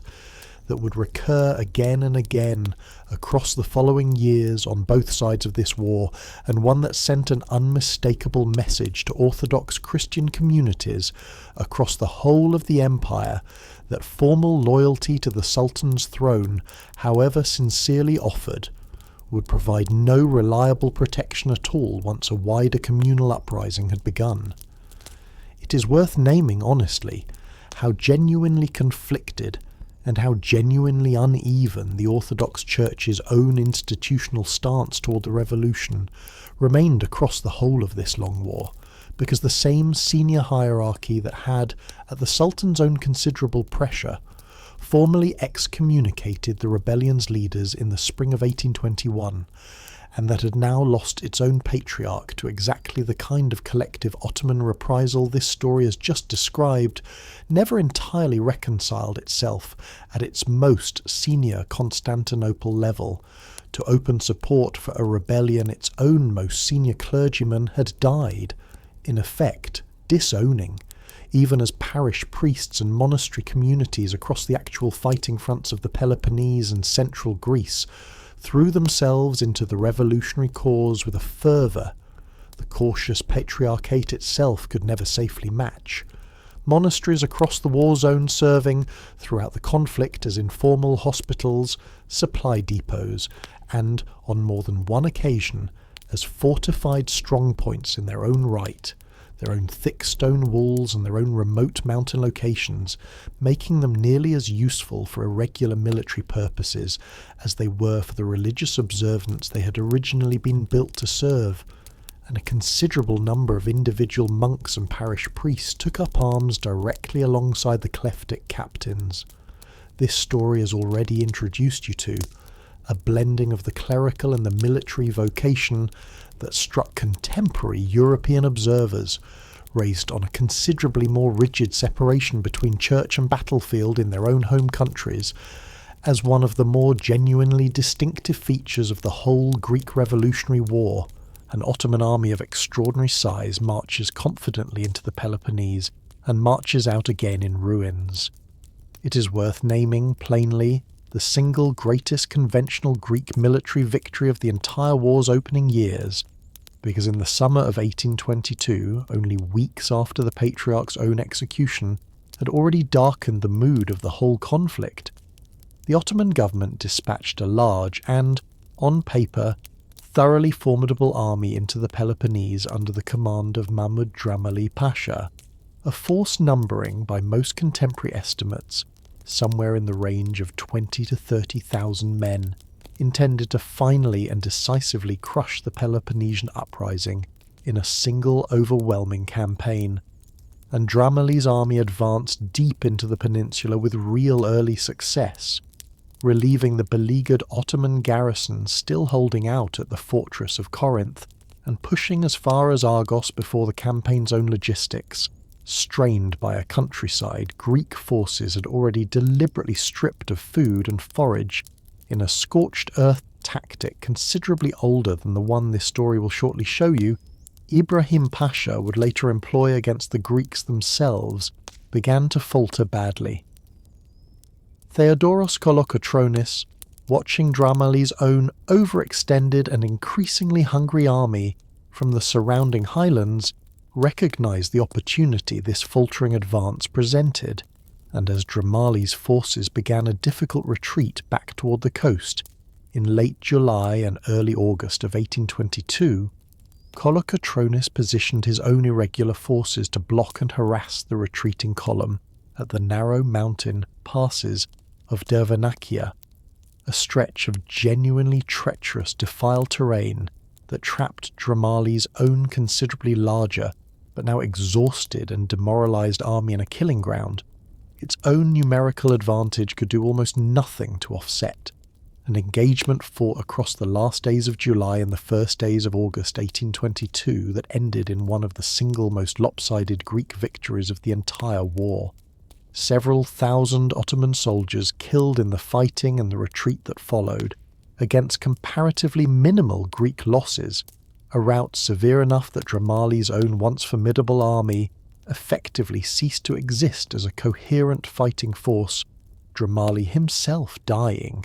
by most accounts of illness and exhaustion, rather than any wounds suffered in the battle itself, only months later. It is worth naming plainly that the Battle of Dervenakia did more than perhaps any single other engagement of the war's first 3 years to convince both the Ottoman government and the wider watching world that the Peloponnesian uprising, whatever the massacre this story is about to describe at Chios, would soon demonstrate about the Sultan's own capacity for ferocious reprisal elsewhere, could not be crushed by conventional military force alone.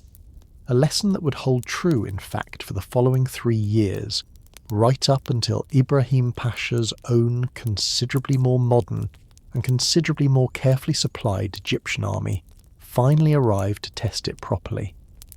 An island that had asked for nothing and paid for it anyway.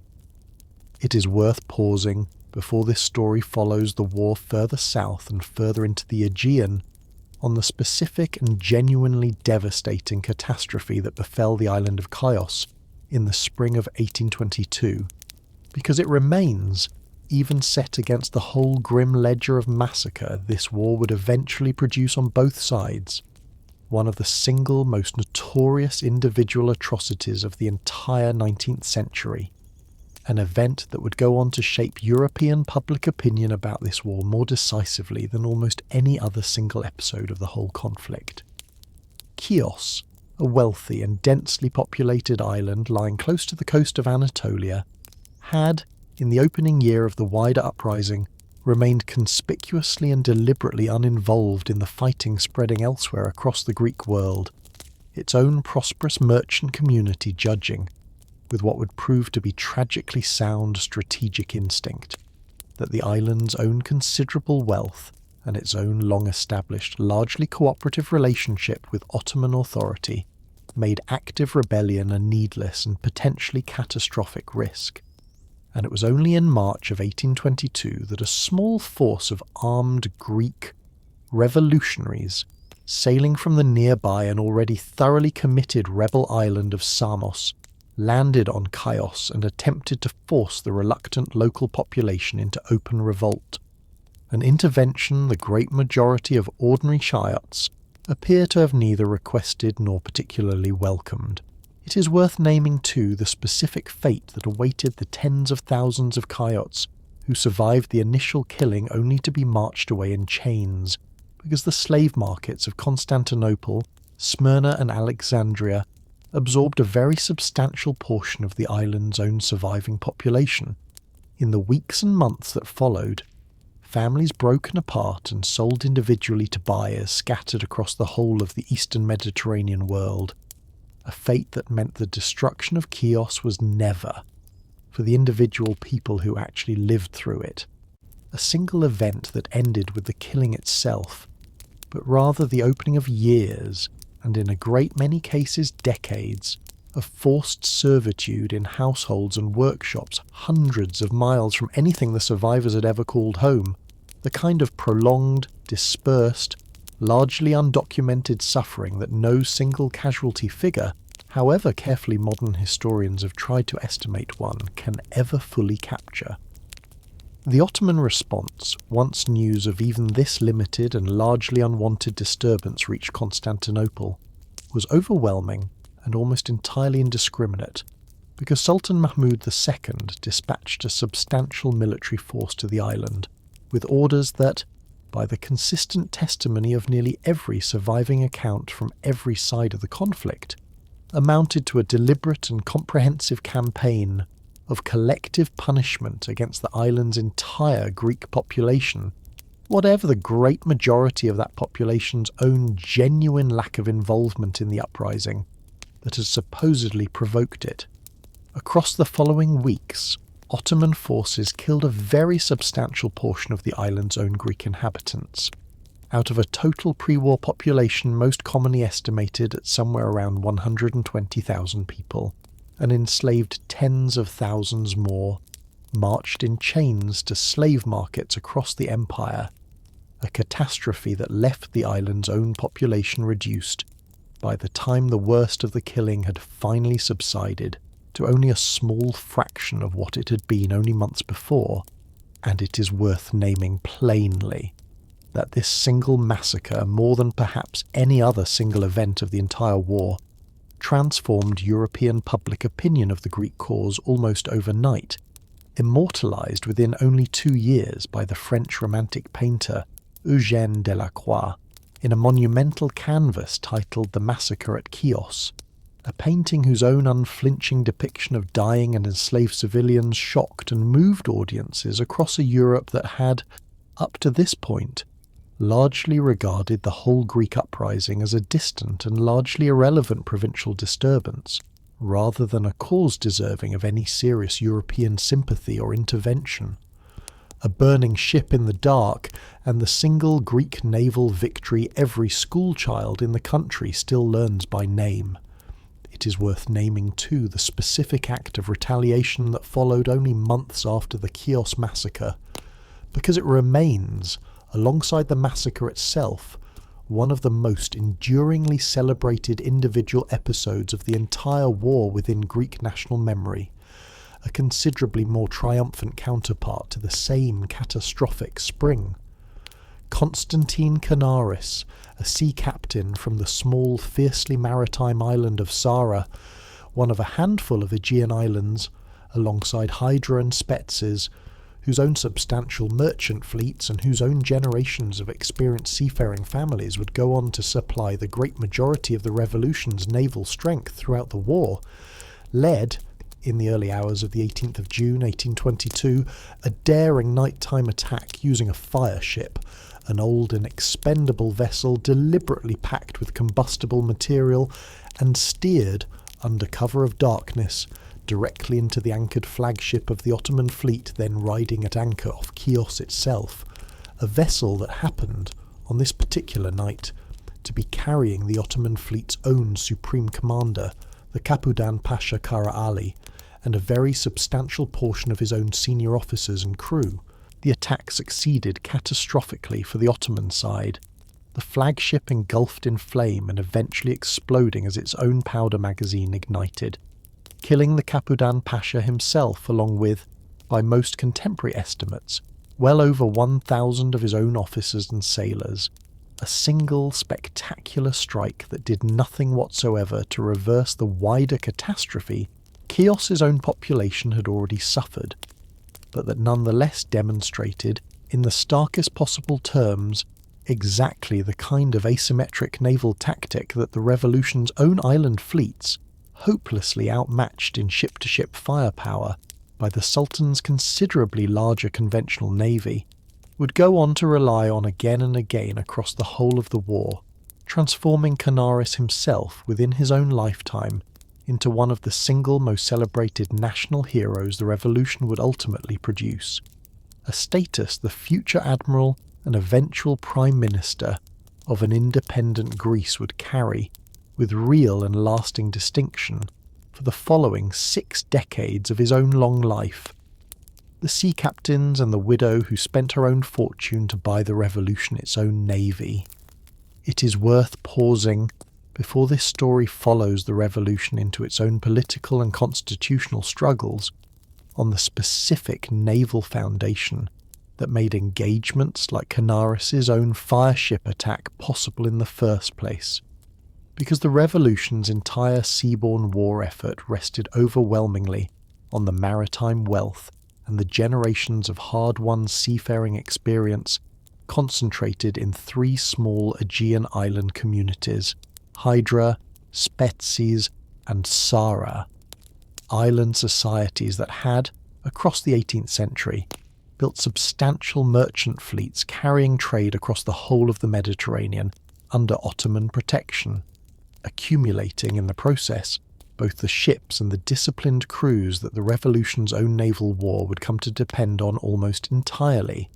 since the newly declared Greek state itself possessed no formal navy of its own at all, and would rely, for the whole of the war's duration, on these same privately owned merchant vessels, hastily converted to carry cannon and crewed by their own civilian owners and sailors, fighting less as a unified national fleet under central command than as a loosely coordinated alliance of independent island squadrons, whose own captains answered, in practice, considerably more readily to their own island ship-owning families than to any central revolutionary government in Athens or Nafplio. It is worth naming plainly one particular figure from this same island naval tradition, whose own story remains, even set against the whole of this long and often violent war, one of the single most remarkable individual biographies the revolution produced, Laskarina Bouboulina, a wealthy widow from the island of Spetses who had inherited, from 2 successive husbands lost to war and disease, a substantial merchant fortune, and who used that same fortune, in the months before the uprising formally began, to personally finance the construction of a large armed warship named the Agamemnon, and to personally command a squadron of her own vessels in the opening naval campaigns of 1821, becoming in the process one of the very few women in the whole of the Mediterranean world of this period to hold direct, acknowledged military command, a status the Filiki Eteria itself had, in fact, formally recognised before the war even began by admitting her as one of its own sworn members, a genuinely rare honour for any woman anywhere in the secretive fraternal networks of this era. And Bouboulina's own considerable personal courage was matched across the following years by the more conventionally trained naval leadership of Andreas Miaulis, an experienced Hydriot merchant captain who rose, across the course of the war, to become the revolution's single most consistently capable fleet commander, directing the island squadrons in engagement after engagement against a numerically superior Ottoman navy that Greek captains, across the whole of this war, managed to repeatedly outmaneuver and outfight less through any advantage in raw firepower, which they never possessed, than through superior seamanship, superior local knowledge of Aegean winds and currents, and the same audacious willingness to employ the fireship tactics that had already served Canaris so devastatingly well off Chios, an island that rose too, and that would wait 92 more years to actually join the country it fought for. It is worth naming too a further and less widely remembered uprising that broke out in these same opening years of the revolution on the island of Crete, because Crete's own substantial Orthodox Christian population concentrated heavily in the island's own rugged and semi-autonomous highland districts. This story has already told you about in connection with the region of Sfakia rose against Ottoman authority within weeks of the news from the Peloponnese reaching the island in the spring of 1821, an uprising that drew, in response, a ferocious Ottoman and, before long, Egyptian military campaign considerably better resourced and considerably more sustained than the mainland Ottoman government's own early, scattered efforts to suppress the Peloponnesian revolt. Precisely because Crete's own geography, a large agriculturally valuable island rather than a mainland region full of easily defended mountain passes, made a full and permanent reconquest a genuinely realistic Ottoman objective in a way the wider mainland uprising by the middle years of the war no longer was. The fighting on Crete dragged on in one form or another for the better part of the entire war, marked by its own share of massacre and reprisal on both sides, fully as brutal as anything this story has already described on the mainland, and when the final settlement of 1830 drew the borders of the new Greek kingdom, Crete, despite the very real sacrifice its own Orthodox population had made across the preceding decade, was left entirely outside them, remaining under Ottoman, and later, from 1898, under a nominally autonomous but still formally Ottoman administration for very nearly a further 92 years. A grievance that fueled repeated further Cretan uprisings across the rest of the 19th century, and that was only finally resolved when the island formally united with the Greek state in 1913, an outcome that not one of the actual fighters of 1821 lived to see. It is worth naming briefly what became of the considerable number of Chiots who managed to escape the catastrophe this story has already described, because a substantial wave of refugees fled the island in the immediate aftermath of the massacre, scattering across the wider Greek diaspora trading network this story described at its very opening, settling in the merchant communities of Trieste, Livorno, Marseille and London, where Chian refugee families drawing on exactly the same commercial skill and exactly the same extended trading connections that had made pre-war Chios one of the wealthiest islands in the whole of the Aegean, rebuilt within a single generation some of the most prominent Greek merchant fortunes anywhere in 19th century Europe, a diaspora resettlement that meant the destruction of Chios, whatever its own immediate and genuinely catastrophic human cost, did not, in the end, destroy the specific Chian merchant tradition itself so much as scatter and eventually replant it across half a dozen other port cities. And it is worth naming too that the news of the massacre, once it finally reached these same diaspora communities and the wider Philhellenic public in Western Europe, produced a real and immediate wave of charitable fundraising specifically directed at ransoming enslaved Chiot survivors out of Ottoman captivity, an effort that succeeded across the following several years in recovering a meaningful, if still incomplete, number of the island's own scattered and enslaved population. News that took weeks to cross a continent, and that arrived, more often than not, already half transformed into rumour by the time it did. It is worth pausing briefly on the sheer mechanical difficulty of simply finding out what was actually happening in Greece if you were a newspaper reader in London or Paris or Boston across these same years, because in an age before the telegraph, before any regular steamship service connected the Eastern Mediterranean to Western Europe, news of even the war's largest and most consequential events, the fall of Tripolitza, the massacre at Chios, the death of a famous poet this story will shortly tell you about, travelled by sail and by relay of hand-carried dispatch across a chain of ports and consulates that routinely took anywhere from 3 to 6 weeks to deliver even a first, often garbled account to a European newsroom, a delay that meant the Philhellenic public this story is about to describe being moved to real and often practical action by these same events was, in every single case, reacting to a story already weeks old by the time it reached them, filtered in the retelling through every consular clerk, every ship's captain, and every newspaper editor who had a hand in passing it along, and it is worth naming honestly that this same slow, unreliable information chain cut in both directions at once. Because European sympathy, financial support, and eventually diplomatic and military intervention all arrived on a lag that the Greek revolutionaries fighting and dying in real time, month after month, had no choice but to simply endure, waiting, often for years at a stretch, to discover whether a plea for help sent across the Mediterranean had actually landed anywhere at all. A government assembled inside a war it had not yet finished winning. It is worth pausing before this story follows the war into its own increasingly grim middle years, on the specific and genuinely fragile political structure the Greek revolutionaries attempted to build for themselves, even while the fighting itself continued to rage, because a rebellion this decentralized, drawing its own military strength from dozens of largely independent kleptic captains, island ship-owning families, and regional notables who had, in many cases, never previously cooperated with one another on anything beyond the narrowest of local matters, faced an almost immediate and almost entirely predictable crisis of political coordination the moment the initial chaotic enthusiasm of the uprising's opening months began to give way to the considerably harder, considerably more mundane work of actually governing the territory the revolted won.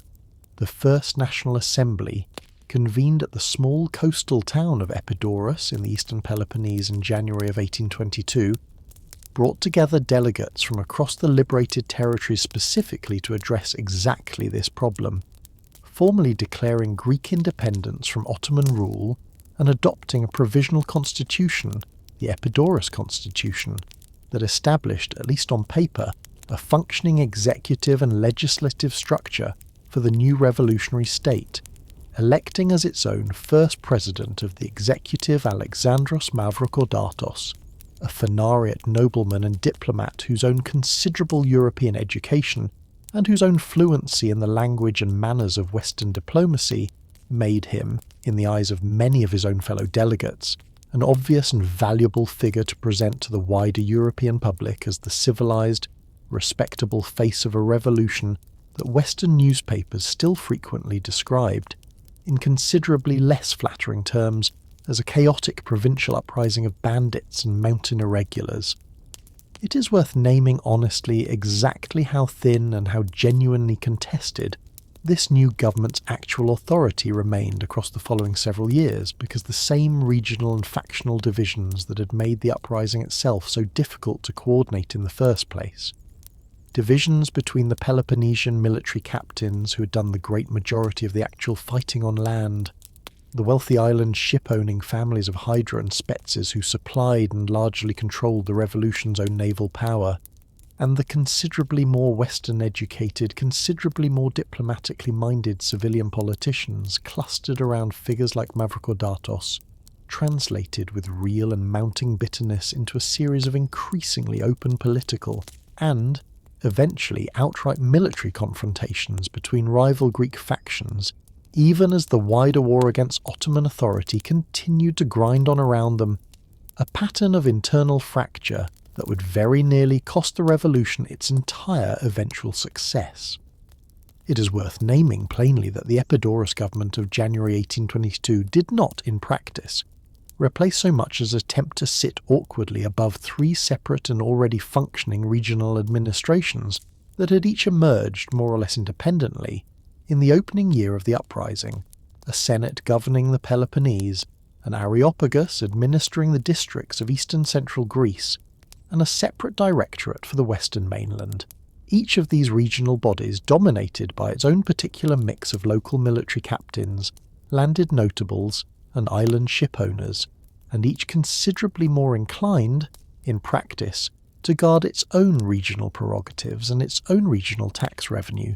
than to submit readily to instruction from a central executive in Nafplio that possessed, in the earliest years of its own existence, almost no independent army, almost no independent treasury, and almost no reliable means of actually enforcing its own decisions on any of the armed regional factions whose own cooperation it desperately needed. It is worth naming too the specific and genuinely consequential financial lifeline that reached the revolutionary government from London in 1824 and again in 1825. Because the same Philhellenic sympathy this story has already described, sweeping educated opinion across Western Europe had by this point organised itself into formal Philhellenic committees in London, Paris and several German cities, private fundraising bodies that worked to channel European sympathy into practical material support, and the London Greek Committee in particular helped broker two substantial loans, floated on the London financial markets in 1824 and 1825, and secured on paper against the future revenues of a Greek state that did not yet formally exist, loans that raised, between them, a very considerable sum of money that the struggling revolutionary government desperately needed to purchase weapons, ships, and the loyalty of its own fractious military captains. It is worth naming honestly that a very substantial portion of this same loan money never actually reached the battlefield at all, absorbed instead by the London bankers' own steep fees and discounts, by outright corruption among the Greek officials responsible for disbursing what funds did arrive, and, most consequentially of all, for the internal politics this story is about to walk you through, by precisely the kind of factional patronage spending. One rival faction using its own share of the loan proceeds to arm and pay its own private following, that helped fuel the very civil war this story is about to describe. A genuinely bitter irony, this account is not going to pass over quietly. Foreign money raised specifically to help the Greek Revolution defeat its own external enemy, instead helping, in no small part, to finance the revolution's own internal, near self-destruction. It is worth naming plainly exactly how the revolution actually financed itself across its own earliest and most desperate years, before this same London money ever arrived, because in the opening months of the uprising, with no functioning national treasury of any kind yet in existence, the revolutionary cause drew on a genuinely improvised patchwork of financing. Church communities across the liberated territories melting down silver icon covers, chalices, and other consecrated ecclesiastical treasure to help fund the purchase of weapons and gunpowder, wealthy diaspora merchant families, the same Chian and Hydriot and Constantinopolitan trading dynasties. This story has already introduced you to across tonight's telling, contributing directly and often very substantially from their own private fortunes, and captured Ottoman treasure and captured Ottoman shipping, seized in raids and after successful sieges, providing a further, considerably less reliable but occasionally quite significant source of ready cash and material. It is worth naming too the specific legal and financial device the revolutionary government eventually settled on to try to formalise this improvised system into something a more conventional European lender might actually be willing to extend credit against: the designation of what came to be called ethnica katimata, national lands, essentially the very same agricultural estates and urban properties that had belonged to Ottoman Muslim landowners before the uprising, and that had, in the chaos of the war's own opening years, passed into the revolutionary government's own direct control, land the government pledged, at least on paper, as collateral against both the domestic loans it attempted to raise from wealthy Greek subjects, and the much larger London loans this story has already described, an arrangement that gave the new state a theoretical asset base to borrow against, but that also, in practice, tied an enormous and genuinely contentious question: who would ultimately gain title to this confiscated land once the war itself finally ended? Directly into the war's own ongoing financial machinery, a question that would continue to generate real friction within Greek domestic politics for decades after the war's own conclusion, since the same land in question remained, throughout this period, simultaneously a source of desperately needed government revenue, a reward regional military captains and their own followers frequently expected as informal compensation for years of unpaid service, and for the ordinary peasant families who had often worked these same estates as tenants for generations before the war under their previous Ottoman landlords, a question of who would actually be permitted to own and farm the ground beneath their own feet once the fighting was finally over. It is worth naming plainly that the Epidaurus constitution this story has already told you. The revolutionary government adopted in January of 1822 was, in fact, only the first of 3 successive constitutional documents the revolution's own leadership drafted and adopted across the following 5 years, a detail worth pausing on properly here, because it reveals a genuinely striking commitment, even amid the chaos of ongoing war and repeated catastrophic military reversal, to the specific deliberate work of political philosophy and constitutional design. The Epidaurus document itself, drafted by a group of delegates that included a number of the same Western-educated Phanariot and diaspora intellectuals this story has already introduced you to,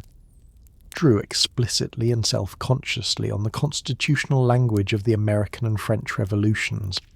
establishing, at least on paper,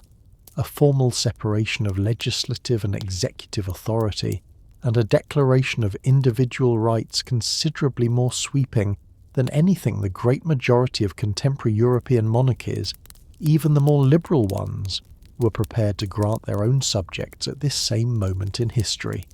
A genuinely radical document for its own time and place, whatever the enormous gap that separated its own carefully drafted legal language from the actual, lived political reality of a country still governed in practice by regional military captains and island ship-owning families who answered to that same document's own formal legal authority only when it happened to suit them. A second constitution, adopted at Astros in 1823, revised this same framework in the direction of somewhat greater central executive authority, an adjustment several delegates justified explicitly by pointing to the practical governing chaos the first document's own weaker central structure had already produced across its own first year of operation, and a third and final revolutionary constitution, adopted at Trozen in 1827, went further still, incorporating a more fully developed Bill of Individual Rights and a more clearly defined structure of representative government than either of its own 2 predecessors,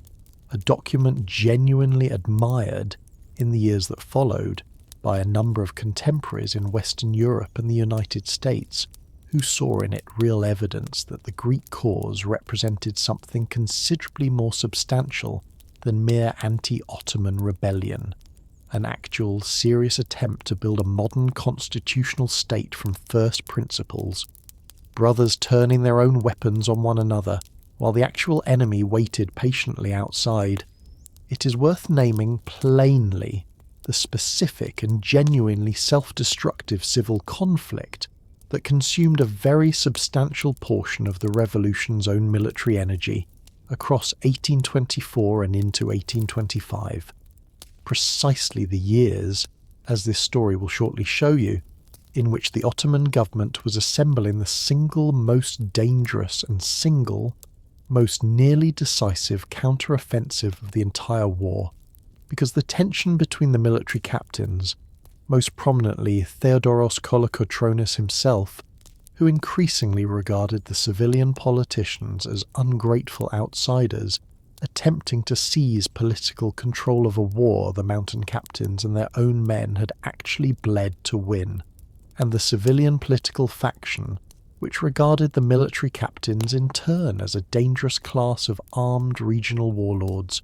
unwilling to submit to any central government authority they did not themselves personally control, finally erupted into open-armed conflict in a pair of increasingly destructive eternal conflicts that later Greek historians would come to call, with considerable understatement, the First and Second Civil Wars. Fighting that saw Greek forces, still formally at war with the Ottoman Empire, turn their own weapons directly against one another across multiple engagements throughout 1824. It is worth naming plainly the specific civilian political figure whose own rivalry with Kolokotronis did the most to drive this internal conflict to its own open, armed conclusion: Ioannis Koletis, a Vlach Greek physician and politician from Epirus, who had once served, in an earlier chapter of his own career, as a personal physician at the court of Ali Pasha of Ioannina, and who emerged, across 1824, as one of the sharpest and most politically capable leaders of the faction, opposing Kolokotronis' own military old guard, a faction that drew its own financial and naval strength heavily from precisely the island ship-owning interests and precisely the loan proceeds this story has already described. The fighting that followed, most seriously at the Battle of Tricorfo in the summer of 1824, saw forces loyal to Kolokotronis and his fellow Peloponnesian captains defeated by a coalition of rival Greek forces, a defeat that led directly to Kolokotronis' own arrest and imprisonment on Hydra the following year. Kolokotronis himself, defeated militarily by a rival political and military coalition backed by the wealthy island shipping interests and their own considerable financial resources, was eventually arrested by the very government his own earlier victories had helped establish, and spent a substantial portion of 1825 imprisoned on the island of Hydra, an old and once celebrated hero of the revolution, held in captivity by his own countrymen at the single most dangerous moment the entire war had yet produced. A genuinely shameful episode. This story is not going to gloss over because it captures, as plainly as any single incident of the whole conflict could, exactly how close the Greek revolutionary cause came to destroying itself from within, even as it fought, with real and often extraordinary courage, against an external enemy that had never stopped looking for exactly this kind of internal weakness to exploit: foreign strangers who came to die for a country that was not their own. It is worth pausing, before this story follows the war into its own darkest and most nearly catastrophic phase, on the specific and genuinely remarkable wave of foreign sympathy and foreign volunteering that the Greek cause, and particularly the horror of events like the Chios massacre, had by this point begun to generate across educated society throughout Western Europe, and, in smaller but genuinely significant numbers, the United States as well, a movement historians now generally call Philhellenism, the love of Greece, an ideological current that drew its own considerable emotional and rhetorical force from precisely the kind of classical education this story has already told you Adamantios Karaiskakis had worked so deliberately to connect the modern Greek cause to an entire generation of European gentlemen who'd been raised from early childhood on Homer and Thucydides and Plutarch, now confronted with the electrifying, almost impossible to resist idea that the direct descendants of Leonidas and Pericles were, at this very moment, fighting and dying for their own freedom against an Islamic empire. Many of these same educated Europeans had already been raised to regard with a mixture of romantic fascination and outright prejudice. It is worth naming plainly the specific organisational form this same wave of sympathy took across several European capitals, because Philhellenic committees, private voluntary societies dedicated to raising money, recruiting volunteers, and lobbying their own governments on the Greek cause's behalf, formed in rapid succession across London, Paris, Geneva, and several German and American cities beginning in 1823, the London Greek Committee chief among them, a body whose own membership included the philosopher and legal reformer Jeremy Bentham and the writer and diplomat John Bowring, figures who lent the whole enterprise a genuine intellectual and political respectability considerably beyond what an ordinary charitable appeal might otherwise have commanded. And it is worth naming too that these same committees, whatever the real financial and organisational support they mobilised, could never fully overcome the same fundamental limitation this story has already described, running through the wider Philhellenic movement, a passionate and genuinely committed base of European public sympathy that consistently outpaced the willingness of European governments themselves to translate that sympathy into official policy, at least until the specific and largely self-interested calculations this story has already walked you through finally aligned in 1827 to produce direct government intervention rather than merely private voluntary support. Hundreds of foreign volunteers drawn from Britain, France, Germany, Italy, Switzerland, and in smaller numbers from as far away as the newly independent United States, travelled to Greece across the early and middle years of the war to fight alongside the Greek insurgents,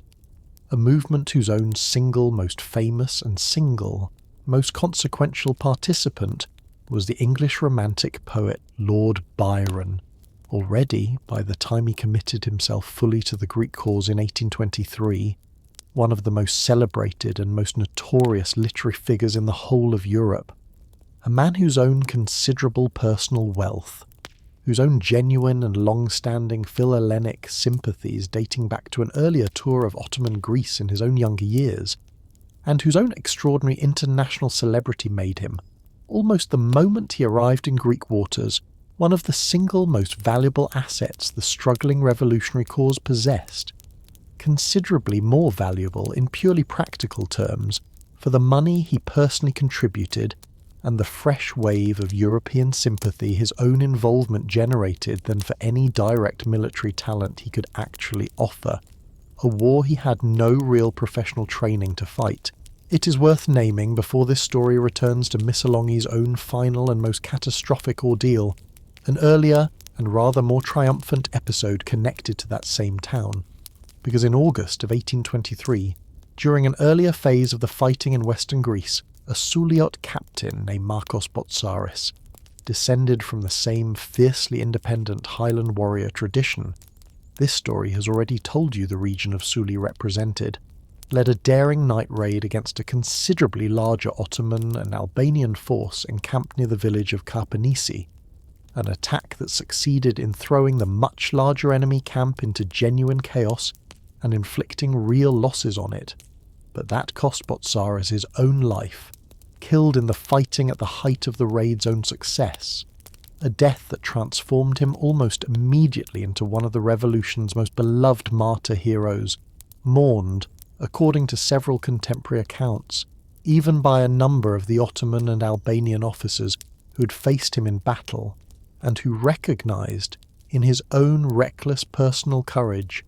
a version of exactly the same warrior code many of them had themselves been raised inside. Byron arrived at the besieged town of Missolonghi on the western Greek coast in January of 1824, intending to help organise and finance a unified Greek military expedition, and spent the following 3 months immersed in the exhausting, frustrating, and genuinely unglamorous work of trying to reconcile the same rival Greek factions this story has already described tearing at one another across the preceding year. Work that produced real but limited practical results before Byron himself, weakened by the damp and genuinely unhealthy conditions of the besieged coastal town, fell seriously ill with a fever in early April and died at Missolonghi on the 19th of April 1824,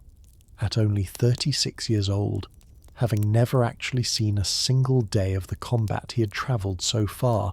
and spent so much of his own personal fortune to join. Byron's death, rather than diminishing the Philhellenic cause,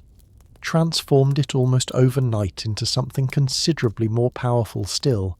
because a famous poet dying of fever in a besieged Greek town while working, to the very end, on behalf of Greek liberty, made an almost irresistibly romantic martyr figure for a European public already primed by Delacroix's own paintings, and by a decade of increasingly sympathetic press coverage to see the Greek cause in exactly these elevated quasi-religious terms.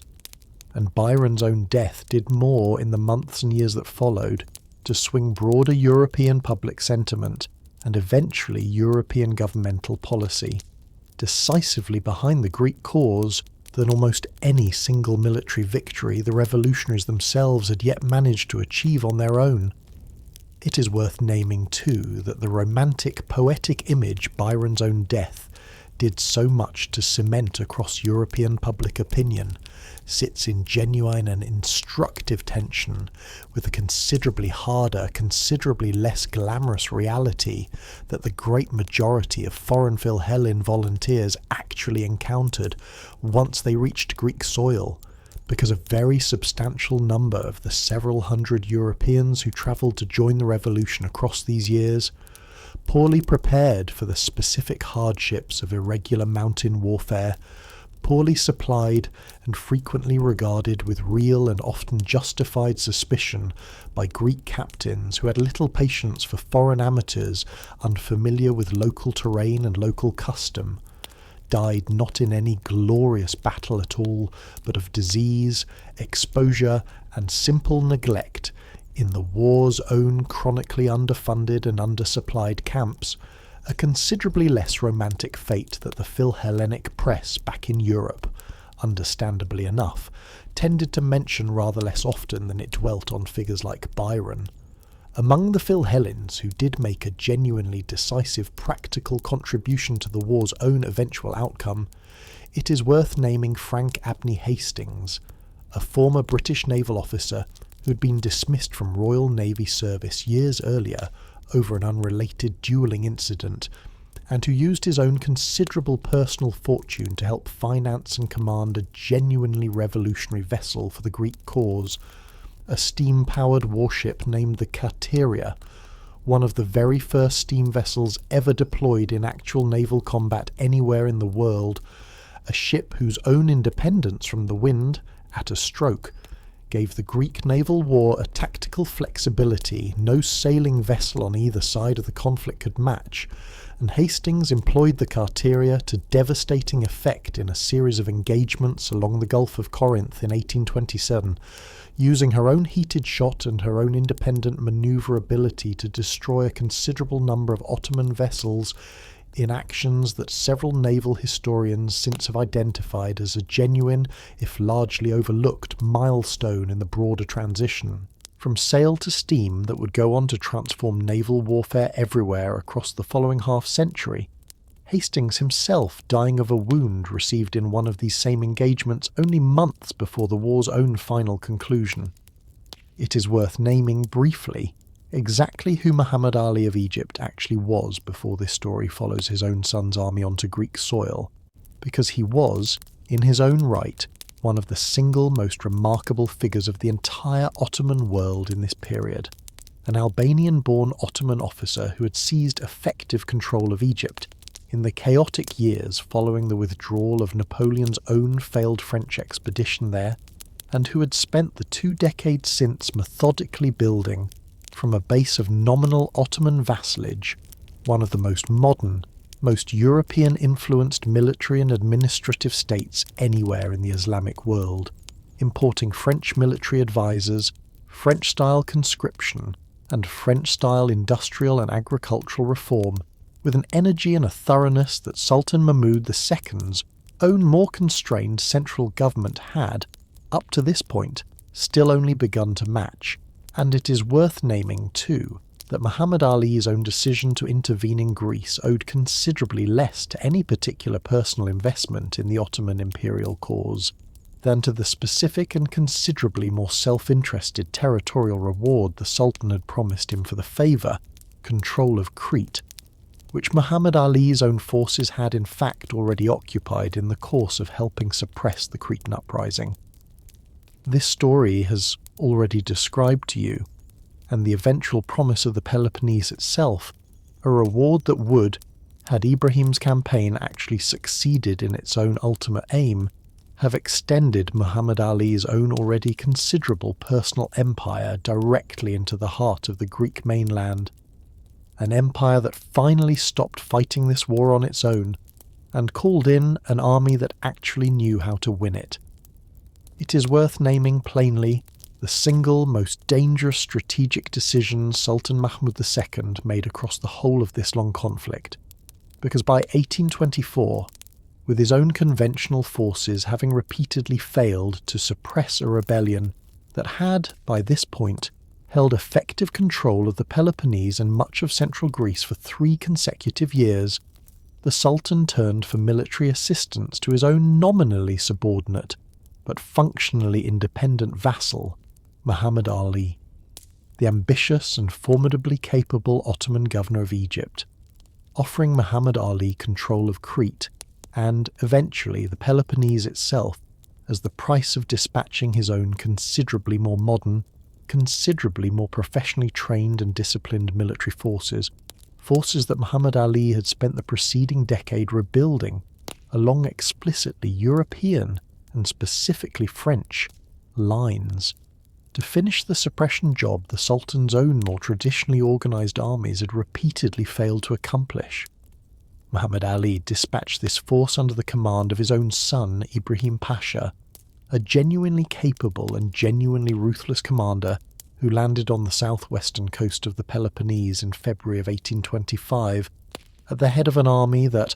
unlike the irregular and often poorly coordinated Ottoman forces the Greek revolutionaries had previously faced,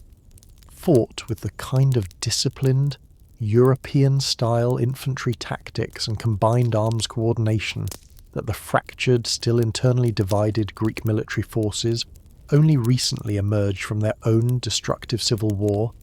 were almost entirely unprepared to counter. It is worth naming honestly exactly how catastrophic Ibrahim Pasha's campaign proved to be for the Greek revolutionary cause across the following 2 years, because Egyptian forces methodically reconquered a very substantial portion of the Peloponnese that Greek insurgents had held since the earliest weeks of the uprising, employing in the process a deliberate and systematic scorched earth strategy, burning villages, destroying crops and olive groves that represented generations of accumulated agricultural investment,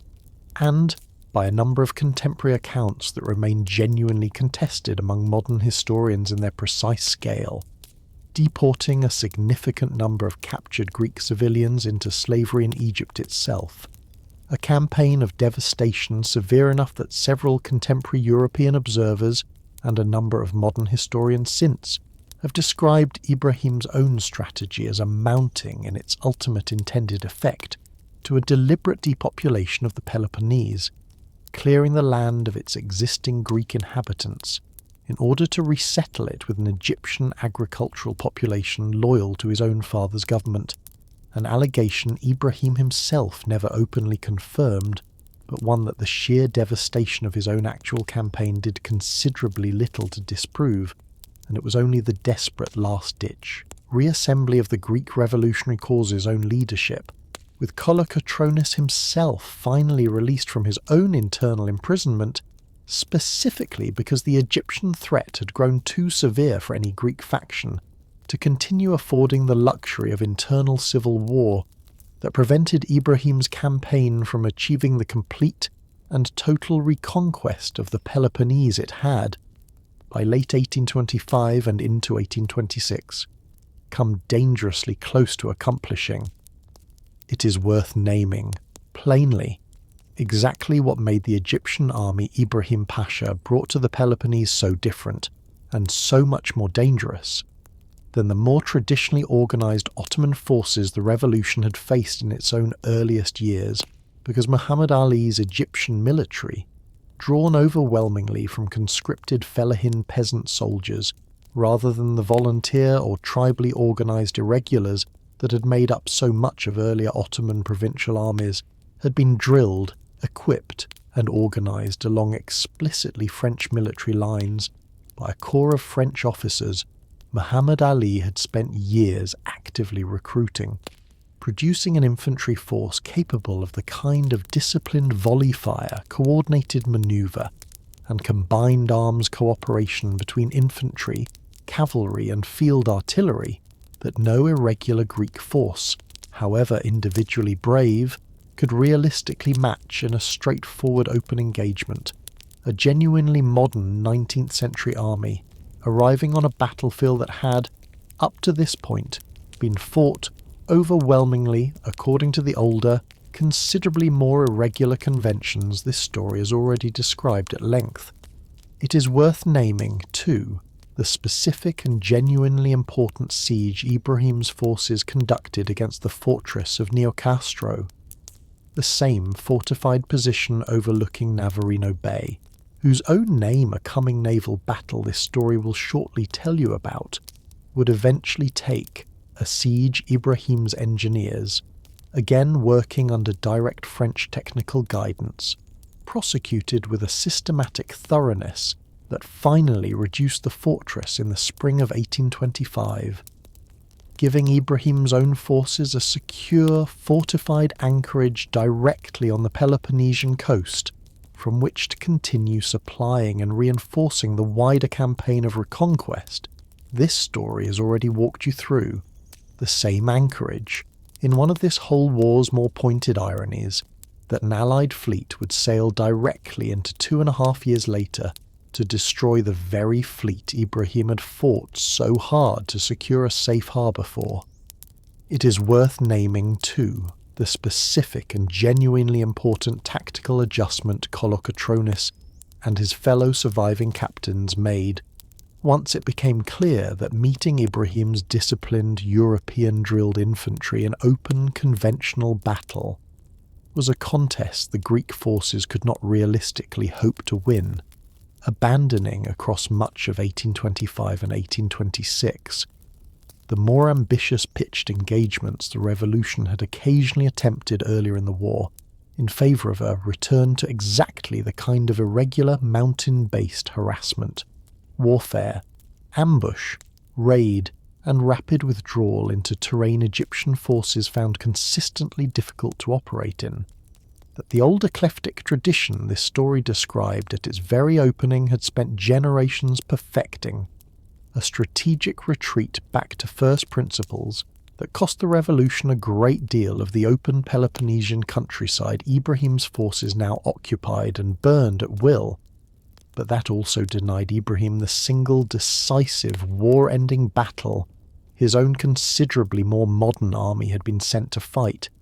condemning both sides instead to a grinding, exhausting war of attrition across the Peloponnesian highlands that would continue, with neither side able to deliver a final conclusive blow, right up until the great power's own intervention finally settled the whole question by other means entirely. It is worth naming, too, exactly how directly the naval war this story has already described mattered to the outcome of this same land campaign, because Ibrahim's entire Egyptian expeditionary force depended for every musket, every barrel of gunpowder, and every replacement soldier it required across 2 years of grinding campaigning,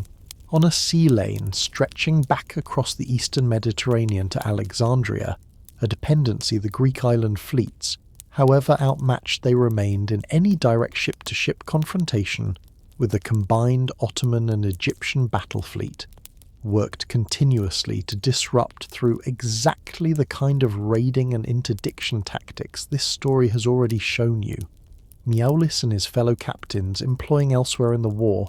including, in a raid of real audacity in 1825, an attack Miaulis personally led against Egyptian shipping gathered in the harbour at Alexandria itself, deep inside what Muhammad Ali's own government had every reason to consider safely secured home waters, an attack that inflicted real damage and real psychological shock, even though it could not, on its own, sever Ibrahim's supply line outright. And it is worth naming honestly that this same persistent naval pressure, however incapable it proved of winning the war by itself, helps explain why the destruction of the Ottoman and Egyptian fleet at Navarino in 1827 would go on to matter so immediately and so decisively to the land campaign in the Peloponnese, because an Egyptian army that could no longer be reliably resupplied or reinforced by sea was, whatever its own continued tactical superiority on land, an army that had, in the plainest strategic sense, already lost the war, whether Ibrahim Pasha's own remaining forces on the ground had yet been defeated in a single further battle or not. A town that chose to walk out into the dark rather than surrender, and very few of them made it through. It is worth naming plainly the single most devastating and single most enduringly mourned episode of this entire catastrophic middle phase of the war, the second and final siege of the town of Missolonghi, the same coastal town where Lord Byron himself had died only 2 years earlier, because Missolonghi's own considerable strategic and symbolic importance, guarding the approaches to western Greece and already established by this point as one of the single most internationally recognised symbols of the revolution's own endurance, made it an obvious and irresistible target for the combined Ottoman and Egyptian forces now converging on the region, and the town endured a siege of very nearly 12 full months, beginning in the spring of 1825 and grinding on with mounting severity through the winter and into the spring of 1826, a siege that reduced the town's own defenders and its own sheltering civilian population, swollen by refugees from the surrounding countryside to somewhere in the range of 10 to 12,000 people, to a state of genuine, unrelenting starvation, the besieged population reduced by the testimony of multiple surviving accounts to eating leather, boiled grass, and eventually the town's own remaining pack animals as the winter dragged on without any realistic prospect of relief. Facing certain starvation and an increasingly overwhelming besieging force, the town's own remaining defenders and a very substantial portion of its own civilian population made the decision on the night of the 22nd and 23rd of April, 1826, to attempt a mass breakout, an event that has come down through Greek national memory as the Exodus of Missolonghi. Thousands of exhausted, starving men, women and children attempting to slip past the besieging lines under cover of darkness in a single, desperate, coordinated push toward the safety of the surrounding mountains, an attempt that was betrayed, by several surviving accounts, to the besieging Ottoman and Egyptian commanders before it could even properly begin, transforming what had been planned as a disciplined, silent evacuation into a catastrophic and largely uncoordinated slaughter, the great majority of those who attempted the breakout killed, captured, or driven back into the town itself, where a substantial number of the town's remaining defenders, rather than surrender, are reported by multiple contemporary accounts to have deliberately detonated the town's own remaining gunpowder stores, destroying themselves along with a considerable number of the Ottoman and Egyptian soldiers who had by this point already broken through into the town's own streets, and it is worth naming plainly that of the several thousand people who attempted the exodus that single terrible night, only a small fraction, most commonly estimated at somewhere around 1,000 people, are believed to have actually reached safety, a catastrophe that, once news of it reached Western Europe, produced an even more powerful wave of public sympathy and public outrage than the Chios massacre had produced 4 years earlier, immortalised in turn by Delacroix in a second and equally powerful painting, Greece, on the ruins of Missolonghi, and commemorated by the French writer Victor Hugo, among a great many others across Europe, in verse that helps cement, in the wider European imagination, an image of the Greek cause as a genuinely tragic and genuinely heroic struggle deserving of active European intervention rather than distant sympathetic observation alone, a rock in Athens that held out even after nearly everything around it had already fallen. It is worth naming too the parallel and almost equally desperate siege that consumed the ancient Acropolis of Athens across this same catastrophic period, because Greek forces had captured the city of Athens itself, along with its own ancient fortified hilltop, relatively early in the wider evolution, and had held the Acropolis, using the ancient Parthenon and its surrounding structures as an improvised fortress and garrison headquarters, in a use of the ancient monument that would have struck the classical Philhellenes of Western Europe as either a poignant continuity or a genuine tragedy, depending entirely on how the siege that followed actually ended, and Ottoman forces under the capable commander Rashid Mehmed Pasha, known to the Greeks as Kütahi, besieged the Acropolis garrison through the winter of 1826 and into 1827, a siege that a substantial relief force, including a considerable contingent of European Philhellene volunteers under the French professional soldier Charles-Nicolas Favier, attempted repeatedly failed to break, most disastrously at the Battle of Analatos in late April of 1827, an engagement that ended in a serious defeat for the Greek relief force, and, in a loss that struck the Greek cause with particular force, the mortal wounding of Georgios Karaiskakis, one of the single most capable and most widely respected Greek military commanders to emerge from the whole of the war, a kleptic captain in the older mould this story described at its very opening, who died of his own wounds only days after the battle, and the Acropolis garrison itself, cut off from any further hope of relief, finally surrendered on terms in early June of 1827, bringing the whole of mainland Greece, with the singular and increasingly isolated exception of a handful of remaining strongholds, back under nominal Ottoman control, for the first time since the earliest weeks of the uprising 6 years before.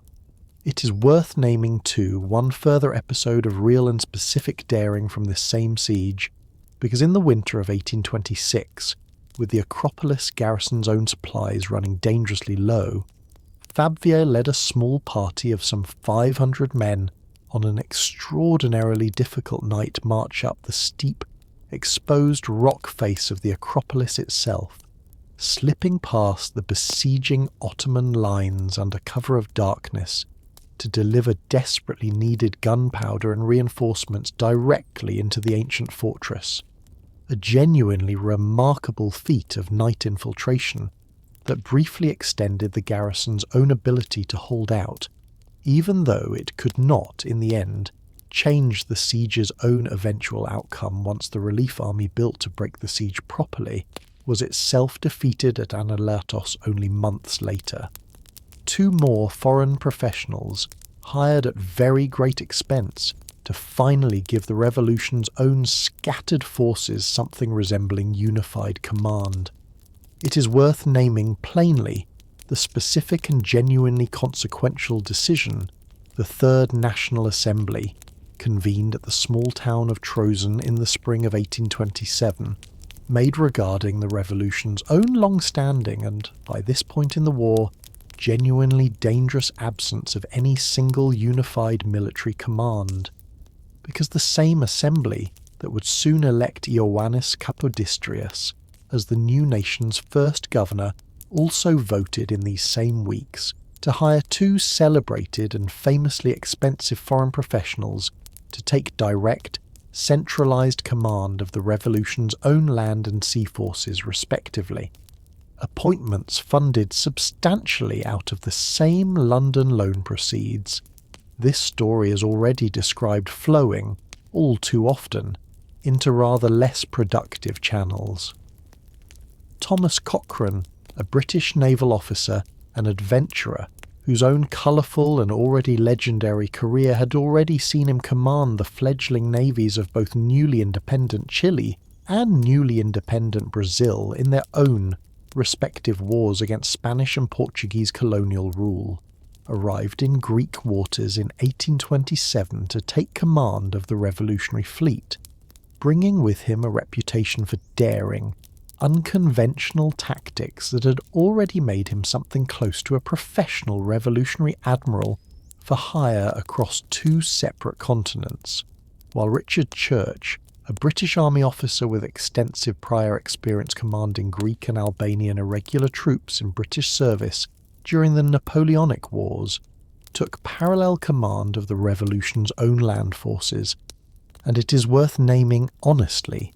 that neither appointment produced quite the swift, decisive military transformation the exhausted Greek assembly had hoped to purchase with its own borrowed money, Cochrane's own aggressive naval initiatives achieving real but limited results, and Church's own attempt to relieve the besieged Acropolis garrison ending, as this story has already told you, in the costly defeat at Analatos and the death of Karaiskakis. But both men remained in Greek service through the war's final year regardless, adding their own considerable professional reputation, if not quite the decisive battlefield miracle either had originally been hired to deliver, to a revolutionary cause that had, by 1827, learned to make do with whatever combination of genuine skill and imperfect execution its own scarce resources could actually purchase. By this point in the story, sometime in the middle of 1827, it would have been entirely reasonable for any careful observer on either side of this war to conclude that the Greek revolutionary cause, having survived 6 years of extraordinary sacrifice, extraordinary internal division, and extraordinarily devastating Ottoman and Egyptian reprisal,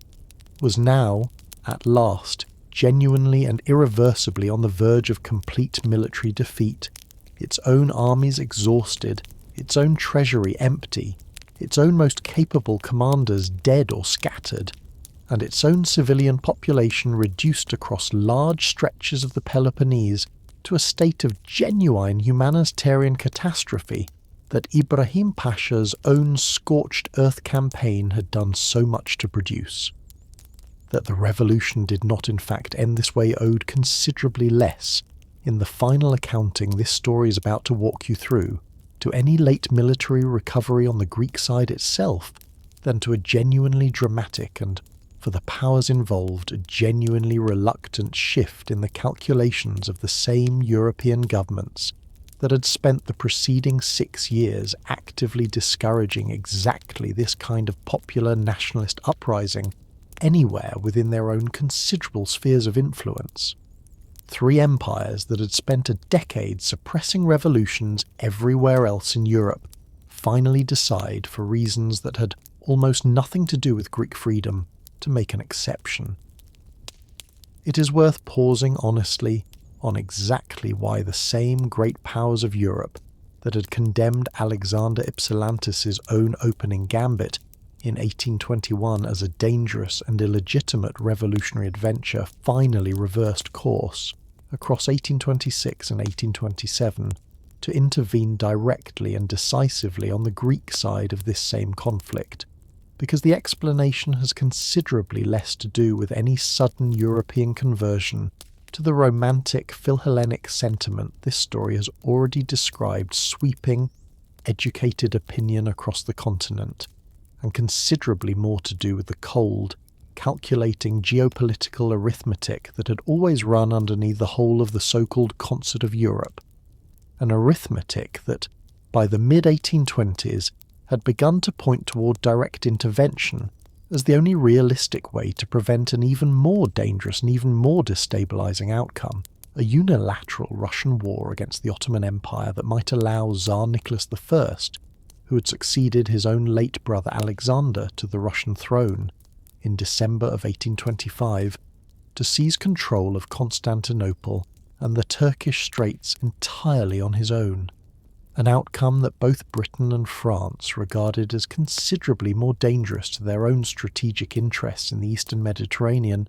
than the continued, if now genuinely embarrassing, survival of the Greek revolutionary cause. It is worth naming, too, the specific individual statesmen whose own personal judgment did the most to actually engineer this reluctant three-power intervention, because in Britain, the Foreign Secretary George Canning had, since taking office in 1822, gradually shifted British policy away from the reflexive anti-revolutionary caution of his own predecessor, calculating that a controlled, jointly managed European intervention offered Britain a far better opportunity to shape the eventual settlement and to check unchecked Russian ambition in the process than continued British abstention ever could, while in France, a wave of genuinely passionate public philhellenic sentiment, given eloquent and widely read voice by the writer and statesman François-René de Chateaubriand, placed real domestic political pressure on a French government that had, until this point, remained considerably more cautious about the Greek question than its own restless public opinion. And in Russia, the foreign minister Karl Nesselrode worked to manage a delicate balance between the new Tsar Nicholas I's own genuine sympathy for a fellow Orthodox Christian population and Nesselrode's own considerably more cautious, considerably more institutionally conservative instinct against openly encouraging any revolutionary nationalist movement, whatever its religious affiliation, a three-way convergence of otherwise quite different national calculations that finally produced a jointly signed document that satisfied none of the three signatory powers completely, but that each judged, in its own particular way, less dangerous than the available alternatives. It is worth naming plainly the specific diplomatic instrument through which Britain, France and Russia finally coordinated this reluctant, jointly managed intervention, the Treaty of London, signed on the 6th of July 1827, under which the three powers formally demanded that the Ottoman government accept an immediate armistice and grant Greece a substantial, internationally guaranteed degree of political autonomy, while remaining, at least on paper, a tributary province still nominally subject to the Sultan's own ultimate sovereignty, termed Sultan Mahmud II, whose own forces under Ibrahim Pasha appeared, by this same summer, to be finally on the very edge of complete military victory after 6 years of grinding war, flatly and predictably refused to accept, a refusal that left the three Allied powers with a considerably more direct and considerably more consequential option their own treaty had, in a private and deliberately ambiguous supplementary clause, already anticipated, dispatching their own combined naval squadrons to the eastern Mediterranean with instructions to enforce the demanded armistice by intercepting and, if necessary, physically preventing the movement of further Ottoman and Egyptian reinforcements and supplies to the Greek mainland. A battle that nobody on either side had actually planned to fight, and that ended the naval war in a single terrible afternoon. It is worth naming at last the single most decisive individual military event of the entire 11-year war, an engagement that neither the Allied commanders nor the Ottoman and Egyptian commanders they confronted had, by the most careful modern historical reconstruction available, actually set out to fight when the day itself began. The combined British, French and Russian fleet, under the overall command of the British Admiral Sir Edward Codrington, sailed into the enclosed anchorage of Navarino Bay on the southwestern coast of the Peloponnese on the 20th of October 1827, where the great bulk of the Ottoman and Egyptian fleet under Ibrahim Pasha's own overall command lay at anchor, intending, by Codrington's own later account,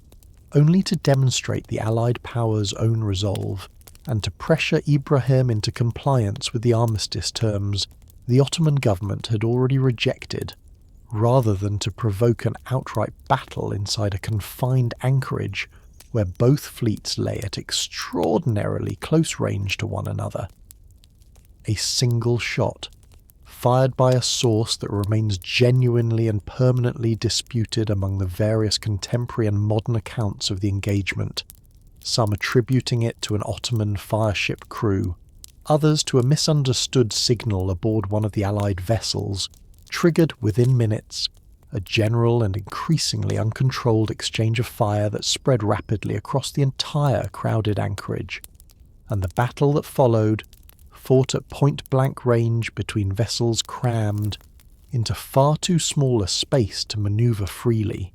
ended within a matter of hours in the near total destruction of the Ottoman and Egyptian fleet.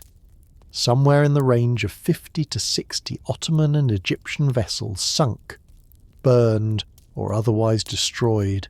against a combined Allied fleet that suffered real, but comparatively modest losses of its own. No ships sunk outright among the three Allied squadrons, a battle that stands by the judgment of naval historians ever since, as the last major fleet action fought entirely between wooden sailing warships in European history, and one whose own outcome, however unplanned and however diplomatically awkward it proved for the Allied governments, whose own foreign ministries are genuinely not intended to provoke a full-scale battle at all, effectively and permanently crippled the Ottoman Empire's own capacity to continue supplying and reinforcing Ibrahim Pasha's land campaign in the Peloponnese, a single afternoon's fighting that did more to actually decide the eventual outcome of this 11-year war than any single land battle either side had fought across the preceding 6 years combined. It is worth naming plainly the specific human cost of that single afternoon's fighting, because somewhere in the range of 6,000 Ottoman and Egyptian sailors are estimated to have been killed in the battle, against combined Allied losses of a little under 200 men killed across all three national squadrons, a lopsided outcome that reflects, as much as anything else, the sheer concentration of firepower the Allied fleet's more modern vessels were able to bring to bear inside the crowded anchorage once the fighting actually began, and it is worth naming too that Admiral Codrington himself, despite having delivered his own government the single most decisive naval victory of the entire war, returned home to a distinctly cool reception from a British government uneasy about the diplomatic consequences of what its own official correspondence continued, with real discomfort, to describe as an accidental engagement rather than a deliberate act of war, Codrington recalled from his own Mediterranean command within the year, a quiet, almost apologetic postscript to a battle whose own practical effect on the war's eventual outcome, whatever the discomfort it caused in London drawing rooms, none of the three Allied governments ever seriously disputed. It is worth naming honestly how genuinely embarrassed and genuinely divided the Allied governments themselves were by their own fleet's unplanned victory, because the British government in particular, led at this point by a Prime Minister, the Duke of Wellington, who harboured real and long-standing reservations about the wisdom of the whole Greek intervention in the first place,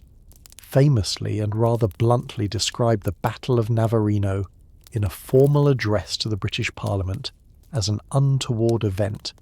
a strikingly cool and strikingly diplomatic piece of understatement to apply to the near-total annihilation of an Allied power's entire battle fleet,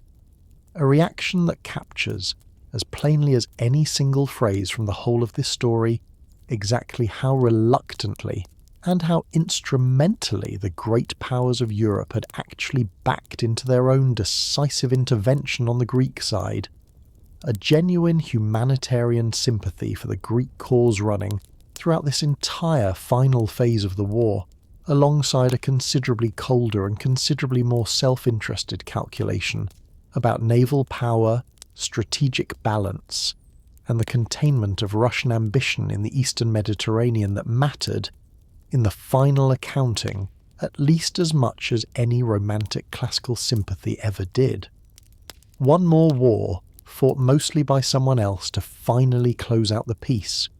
It is worth naming plainly the final military campaign that actually forced the Ottoman government to accept terms it had already rejected once at London, because Tsar Nicholas I, freed by the destruction of the Ottoman fleet at Navarino from any serious concern about Ottoman naval interference, and motivated by a considerable list of entirely separate Russian grievances against the Ottoman government that had been accumulating for years quite independently of the Greek question, declared war on the Ottoman Empire in April of 1828, launching a Russian invasion that drove deep into Ottoman territory across the Balkans and the Caucasus over the following 18 months, advancing by the late summer of 1829 close enough to Constantinople itself that the Sultan's own government, facing the genuine prospect of a Russian army at the very gates of the Ottoman capital, finally agreed to terms formalised in the Treaty of Adrianople, signed on the 14th of September 1829, which required, among a considerable list of other Ottoman concessions to Russia, that the Sultan formally accept the autonomy terms for Greece the Allied powers had already demanded 2 years earlier at London, terms the Sultan's own government, whatever its own private fury, was by this point in absolutely no position to continue refusing. It is worth naming, too, the specific and genuinely startling final phase of this same Russian campaign, because the Russian commander Hans Karl von Diebitsch achieved, in the summer of 1829, something that had defeated a long line of previous Russian and Austrian generals across the preceding century, a successful crossing of the Balkan mountain range itself, with a substantial field army still intact and still capable of offensive action on the far side, a feat of logistics and endurance that earned Diebitsch, from a grateful Tsar,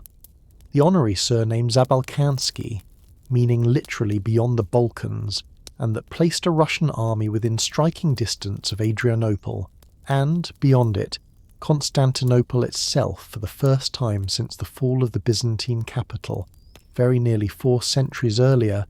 a genuinely alarming prospect for an Ottoman government that had, only 2 years before, watched its own navy destroyed at Navarino, and one that removed whatever remaining diplomatic room the Sultan's own ministers still imagined they possessed to continue resisting the Greek settlement terms Britain, France and Russia had already agreed upon between themselves. It is worth naming plainly that the final formal recognition of Greece as a fully independent state, rather than merely an autonomous Ottoman tributary province, came only some months later still, through the London Protocol of the 3rd of February 1830, in which Britain, France and Russia jointly and formally recognised Greece as a sovereign nation in its own right for the first time, a recognition that brought to a formal diplomatic close very nearly 9 full years of war, but that left in its own specific territorial provisions the boundaries of this new nation considerably smaller and considerably more modest than the great majority of the Greek revolutionaries who had actually fought and died across the preceding decade had originally hoped for. A frontier that excluded, among a great many other historically and culturally Greek territories, the island of Crete, the region of Thessaly, and the great majority of the northern Greek mainland, leaving a very substantial portion of the Greek-speaking Orthodox population of the former Ottoman Empire still living at the moment of this hard-won independence. Under exactly the same imperial rule the war had been fought to end. It is worth naming plainly exactly how contested and exactly how narrowly commercial the actual process of drawing this new kingdom's own borders turned out to be, because the specific frontier line the powers eventually settled on, running roughly from the Gulf of Arta in the west to the Gulf of Volos in the east, was the product of extended and often quite openly cynical negotiation among British, French and Russian diplomats considerably more concerned with maintaining a stable regional balance of power than with any careful assessment of where the actual Greek-speaking Orthodox Christian population happened to live. A frontier that excluded, as this story has already told you, Crete and the whole of the northern Greek mainland, while including, somewhat arbitrarily, a number of districts whose own pre-war population had been considerably more mixed than the tidy line on the diplomatic map suggested. The final treaty confirming these borders, signed at Constantinople in 1832, required, as one further and genuinely telling condition of the settlement, that the new Greek state formally compensate Ottoman Muslim landowners for agricultural property left behind within the new kingdom's own territory, a clause that placed a very real and very immediate financial burden on a nation whose own treasury remained close to complete exhaustion after 11 years of continuous war, one further small but genuinely telling illustration of exactly how much the final peace settlement was shaped by the practical, transactional concerns of the diplomats who actually negotiated it, rather than by any purely romantic or purely nationalist vision of what an independent Greece was supposed to represent. A governor from Corfu who tried to build a modern state out of a country still bleeding from its own wounds, and paid for the attempt with his life. It is worth naming at last the specific and genuinely difficult work of actually governing the new, war-ravaged nation that this long diplomatic process had finally produced, because the same Ioannis Kapodistrias, whose own earlier refusal to lead the Filiki Eteria this story described at its very opening, had done nothing to diminish his own genuine commitment to the Greek national cause, was elected by the Third National Assembly convened at the town of Trozen in 1827 as the first governor of the newly emerging Greek state, arriving in Greece in January of 1828 to take up the almost impossibly difficult task of building a functioning centralized government out of a country whose own economy, whose own social fabric, and whose own political culture had all been devastated by nearly a decade of nearly continuous warfare. A country whose own regional clans and whose own military captains, the very men this story has already shown you fighting one another as bitterly as they fought the Ottoman Empire itself across 1824 and 1825, remained deeply and instinctively resistant to exactly the kind of centralized, modern administrative authority Kapodistrias's own considerable experience in the diplomatic service of Imperial Russia had taught him a functioning nation-state actually required. It is worth naming plainly the specific and genuinely substantial list of institutions Kapodistrias managed to establish. In the brief 3.5 years his own governorship actually lasted, because whatever the fierce resistance his own centralizing style provoked among the regional clans this story is about to describe, Kapodistrias oversaw the introduction of the phoenix, the new nation's first independent currency, established an agricultural bank intended to extend credit to a peasantry whose own farms had, in a great many cases, been burned outright during Ibrahim's own campaign of devastation, founded a printing press and a network of new schools intended to begin repairing an educational system the preceding decade of war had left in near-total ruin, and built, on the island of Aegina, one of the first organised orphanages anywhere in the new Greek state, a refuge specifically for the very substantial number of children the war had left without any surviving parent at all, institutions that a great many later Greek historians credit as the genuine, if unglamorous, foundation stones of the modern Greek state's own eventual administrative structure. It is worth naming too the specific American contribution to the humanitarian relief effort, this same devastation made so urgently necessary because Samuel Gridley Howe, a young American physician who had travelled to Greece as one of the relatively small number of Philhellene volunteers to arrive from the United States, spent a considerable portion of the war's final years and its immediate aftermath organising and personally distributing relief supplies, corn, medical care and clothing, funded substantially by American Philhellenic committees that had raised money specifically for civilian famine relief rather than for weapons or military supplies. Work Howe carried out with a personal dedication several contemporary accounts describe as genuinely remarkable.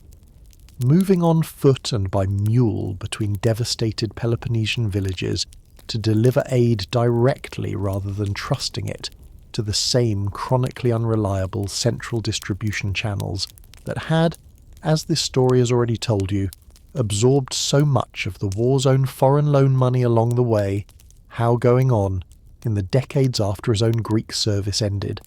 to become one of the founding figures of institutional education for the blind in the United States, one further small illustration of exactly how directly the international Philhellenic sympathy this story has described sweeping Western public opinion translated, for at least some of the people who acted on it, into years of genuinely difficult, genuinely unglamorous humanitarian work carried out in the immediate wreckage the war had left behind. It is worth naming, honestly, the specific and genuinely enormous task of physical and economic reconstruction the new Greek state confronted the moment the fighting itself finally stopped, because 11 years of nearly continuous warfare had left a very substantial portion of the Peloponnese's own agricultural infrastructure, its own ancient olive groves and vineyards, in ruins. Entire villages burned during Ibrahim's own campaign of devastation and never fully rebuilt. Trade routes and coastal shipping disrupted for the better part of a decade, and a population that had, by the most careful modern estimates, actually declined in absolute terms across the war years, despite the new kingdom's own expanded territorial boundaries, a genuinely difficult starting position for any new government to inherit, let alone one as institutionally fragile as Capodistrias's own administration, and, after him, the young King Otto's Bavarian regency would prove to be. It is worth naming too the considerable movement of population that the new border itself set in motion even before any formal population exchange of the kind the 20th century would later make notorious, because a substantial number of Muslim landowners and administrators chose, in the months and years immediately following the 1832 settlement, to abandon property inside the new kingdom's own borders and relocate to territory remaining under Ottoman rule, while, moving in the opposite direction, a steady trickle of Christian refugees from Crete, from Epirus, and from Macedonia, territories this story has already told you remained outside the new kingdom's own frontier, continued arriving throughout the following decades, drawn by the promise, however imperfectly realised in practice, of life inside a state that at least formally recognised their own Orthodox Christian and Greek national identity as the ruling identity of the land,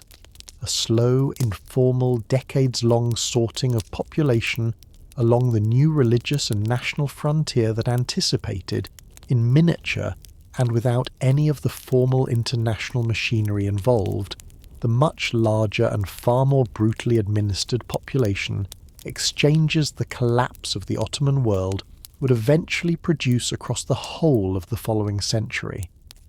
It is worth naming, too, one further small but genuinely telling illustration of exactly how much rebuilding an ordinary functioning state actually required from nothing, because the new kingdom did not even possess a single stable national currency of its own, until Otto's own Bavarian administration introduced the drachma in 1832, named in deliberate, self-conscious homage to the coinage of ancient Athens, replacing a chaotic wartime patchwork of Ottoman, Venetian, Spanish, and Capodistria's own short-lived Phoenix coinage that had circulated in practice, alongside one another in different regions of the country, depending on whatever currency happened to have last passed through a given town's own marketplace. A genuinely mundane detail in the end, but one worth sitting with for a moment, because it is a reminder that building a nation out of 11 years of war meant rebuilding, quite literally, every single ordinary mechanism of daily economic life, right down to the coins that changed hands in a village market, from something close to nothing at all. Capodistrias's own reforms, genuinely ambitious and genuinely necessary as many of them undoubtedly were, judged by the sober standards of what a shattered post-war economy and a fractious, clan-based political culture could realistically absorb in only a few short years, generated real and mounting resentment among precisely the powerful regional families whose own local authority his own centralising project most directly threatened, resentment that came to a head, most dangerously, in his own relationship with the powerful Mavromichalis clan of the Mani Peninsula, the same family whose own patriarch Petrobey, Mavromichalis. This story, as already told you, helped lead the earliest fighting of the entire revolution back in 1821, and whose own considerable regional authority Capodistrias's government had, by 1831, moved directly and forcefully to curtail a confrontation that ended on the 9th of October 1831 in Capodistrias's own assassination, shot and stabbed on the steps of a church in the town of Nafplio by Konstantinos and Georgios Mavromichalis, Petrobey's own brother and son, an act of direct clan vengeance that plunged the young, already exhausted nation into a fresh and genuinely dangerous period of political chaos, at the precise moment its own hard-won independence most needed stable, functioning leadership. It is worth naming, honestly, exactly how close the young nation came to sliding back into outright civil war in the year between Capodistrias's own assassination and Otto's eventual arrival, because the assassinated governor's own brother, Augustinos Capodistrias, attempted briefly and unsuccessfully to hold together the government his own murdered sibling had built, only to be swept aside within months by exactly the same rival factions. The old military captains, the island ship owners, and the civilian politicians clustered around figures like Koletis and Mavrokordatos, whose own earlier rivalry this story has already described tearing the revolution apart once already in 1824. A fresh round of factional manoeuvring and, in several districts, outright localised fighting that left the new Greek state functionally without any stable central government at all for very nearly a full year. A genuine power vacuum that gave the three great powers' own final decision to impose an entirely neutral foreign monarch a practical urgency it might not otherwise have carried, since London, Paris and St. Petersburg had each, by this point, concluded that no Greek candidate for the throne could command wide enough trust across the country's own bitterly divided factions to govern without provoking exactly the kind of renewed internal war the fragile new kingdom could least afford. A king who had never set foot in the country he was about to rule, sent by the same powers who had finally decided the war for him.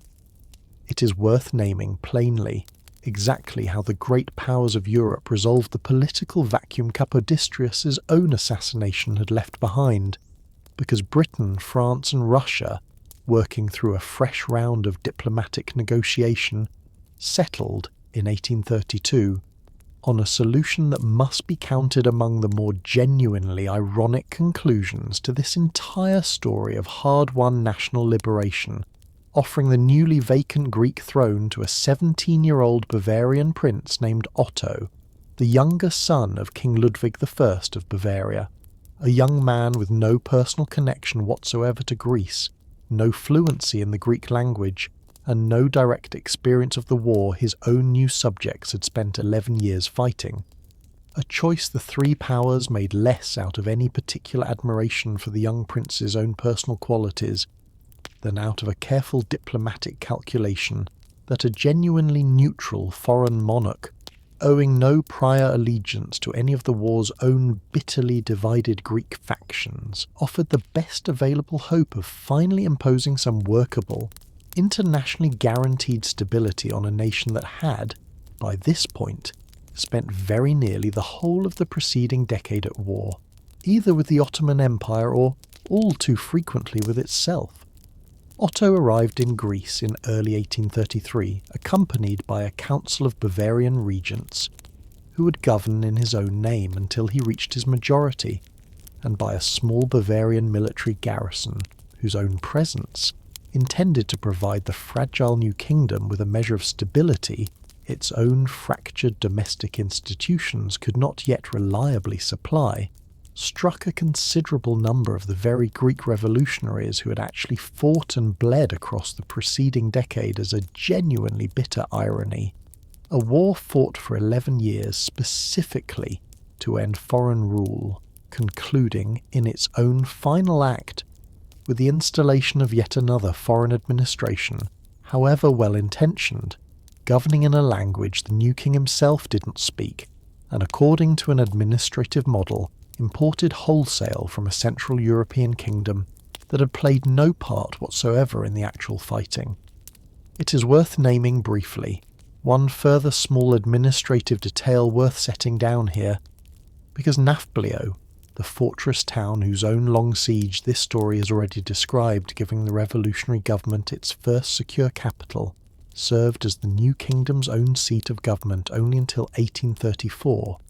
when Otto's Bavarian administration relocated the capital to Athens itself, a considerably smaller and considerably more provincial town at the time,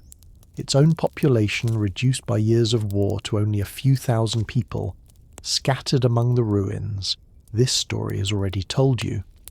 The revolution's own defenders once used as an improvised fortress, a choice driven less by Athens' own practical convenience than by its unmatched symbolic weight,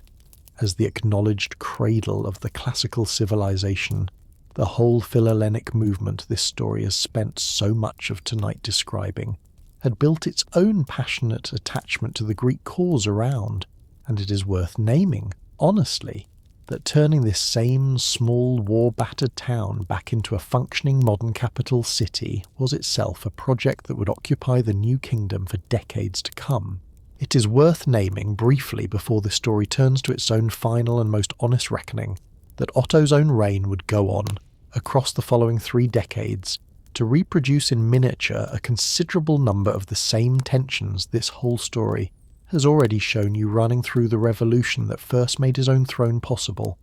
A Bavarian regency council, whose own early years of rule struck many Greeks as scarcely less foreign or scarcely less high-handed than Ottoman administration had been,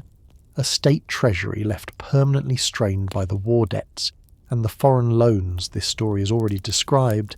and a simmering popular resentment at continued rule by an absolute foreign monarch that finally erupted in September of 1843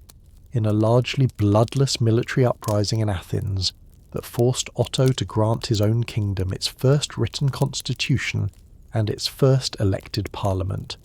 a further chapter in the ongoing argument between foreign-imposed order and genuine Greek self-government, that this particular night's story does not have room to walk through in full, but one worth naming here plainly, because it is a reminder that the hard-won independence this whole long story has just described was never, in any single moment, a finished, completed thing at all, but rather the opening chapter of an argument the Greek nation would go on negotiating in one form or another for a very long time afterward. The world an ordinary fighter in this war actually lived inside, underneath all of the treaties and the admirals this account has spent so much of tonight naming. It is worth pausing, before this long story turns toward its own conclusion, on the specific, granular, physical texture of what it actually meant to be one of the tens of thousands of ordinary Greek men who took up arms across these 11 years, because the great majority of them fought not as members of any regular, uniformed, centrally paid army at all, but as the personal followers of a specific local captain, bound to that captain through exactly the same web of kinship, village loyalty, and informal contractual obligation that had governed the older, Cleftic and Armatolos bands this story described, at its very opening, armed, in the great majority of cases, with whatever combination of an old flintlock musket called a caryophili by the men who carried it, a long, curved knife, and whatever powder and shot the fighter himself, or his own captain, could scrape together, since the revolutionary government's own chronically empty treasury meant that regular pay, on the rare occasions it arrived at all, was considerably less reliable a source of income for an ordinary Greek fighter than the plunder his own captain's band might collect from a captured Ottoman position or a defeated enemy column, an economic reality that goes a long way toward explaining exactly why episodes like the sack of Tripolitsa unfolded the way this story is already described. Because for a great many of the men who actually did the fighting, the looting of a captured city was not merely an undisciplined excess, but something close to the only wage they had any realistic expectation of ever collecting for months of dangerous unpaid service. It is worth naming too the specific and instantly recognisable style of dress that came, across these same years, to define the visual image of the Greek revolutionary fighter in the European imagination, the fustanella, a heavy pleated white kilt worn by mountain fighters across much of the Greek and Albanian highlands long before the revolution began, paired with an embroidered vest, a red cap, and an elaborate belt or sash typically bristling with a whole personal arsenal of pistols and knives, an outfit European painters and engravers seized on almost immediately as a picturesque, exotically romantic costume perfectly suited to the Philhellenic imagination. This story has already described sweeping Western Europe, an image reproduced in countless prints and paintings that did as much, in its own way, to shape European sympathy for the Greek cause as any single battle report, even though the actual working fighters wearing that same fustanella in the mountains of the Peloponnese experienced it considerably less as a picturesque national costume than as simple, practical mountain clothing, warm, durable, and freely allowing the kind of movement that scrambling across steep, broken terrain under fire actually required. It is worth naming too exactly how the revolutionary forces actually managed to keep themselves supplied with weapons and ammunition across 11 years of war fought almost entirely without any domestic arms industry of their own, because the great majority of the muskets, pistols and gunpowder that actually armed the revolution's own fighters arrived either as captured Ottoman equipment, seized in the same raids and successful sieges this story has already described funding the war's own early treasury, or as purchases arranged through the same diaspora merchant networks that had first carried the language of revolution home from Paris and Vienna, wealthy Greek trading houses in Trieste, Marseille and London, using their own established commercial contacts to quietly acquire European manufactured arms and smuggle them, by sea, into whatever Aegean port the revolutionary fleets currently controlled. A supply chain considerably more improvised and considerably more vulnerable to interruption than any regular army of the period could have tolerated, but one that proved, across the whole of this long war, just resilient enough to keep the revolution's own scattered forces armed, if never quite as well armed, or as reliably supplied with the specific artillery and engineering equipment a formal siege of a well-defended fortress actually required, as either the Ottoman army or, considerably more dangerously, Ibrahim Pasha's own French-supplied Egyptian expeditionary force. This story has already told you arrived with such a decisive material advantage. It is worth naming too the specific and genuinely essential role that ordinary pack mules, rather than any of the more dramatic weapons this story has spent so much of tonight describing, actually played in making this whole mountain war logistically possible at all, because the Peloponnese's own difficult road-poor terrain, the very same terrain this story has already told you, gave Greek irregular forces their own decisive defensive advantage, made the movement of any meaningful quantity of food, ammunition, or wounded men across more than a few miles of country, a task that depended almost entirely on mule trains navigating narrow mountain paths. No wheeled cart could possibly manage, an unglamorous but genuinely indispensable piece of the war's own physical infrastructure that receives, in the great majority of popular retellings of this conflict, essentially no attention at all, but that determined, in the plainest and most practical sense, how far any given captain's own band could actually operate from its own home village, before hunger and exhaustion forced a retreat regardless of how the fighting itself happened to be going. It is worth naming, too, the specific and genuinely sustaining role Orthodox religious faith played in the actual day-to-day psychological experience of the war for the great majority of ordinary Greek fighters and civilians alike,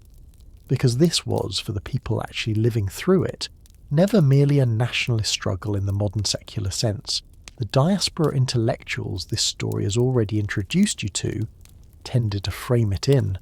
but a war understood, by the great majority of its own ordinary participants in explicitly and inseparably religious terms, a struggle of Christian faith against Muslim rule that drew directly on centuries of accumulated orthodox liturgical memory, fighters carrying small icons into battle, village priests blessing weapons and banners before a campaign, and the whole vocabulary of martyrdom and sacrifice this story has already shown you, surrounding figures like Athanasios Diakos, drawing its own considerable emotional power directly from an orthodox religious tradition that had, across 4 centuries of Ottoman rule, developed an entire theology of suffering and endurance under a non-Christian sovereign.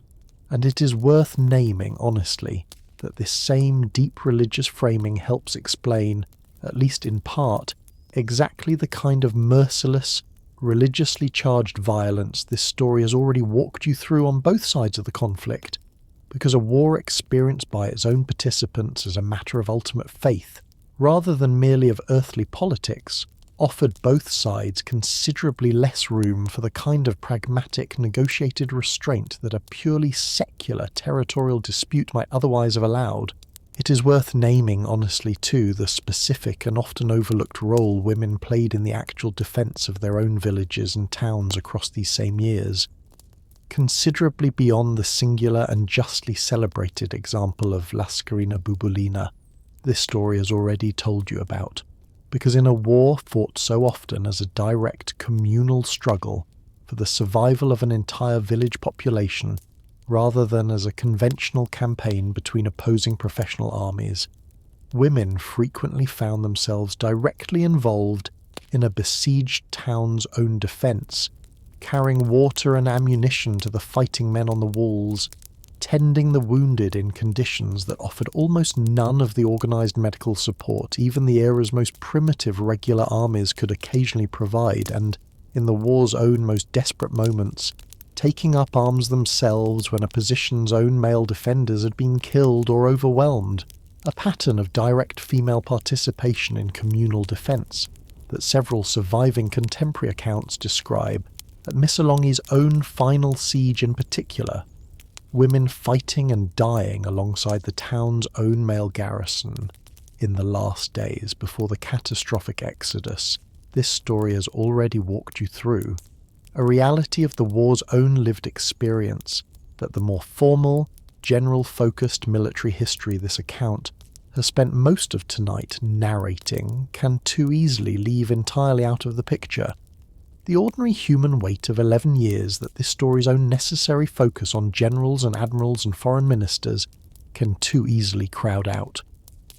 It is worth pausing before this story turns to its own final and most difficult reckoning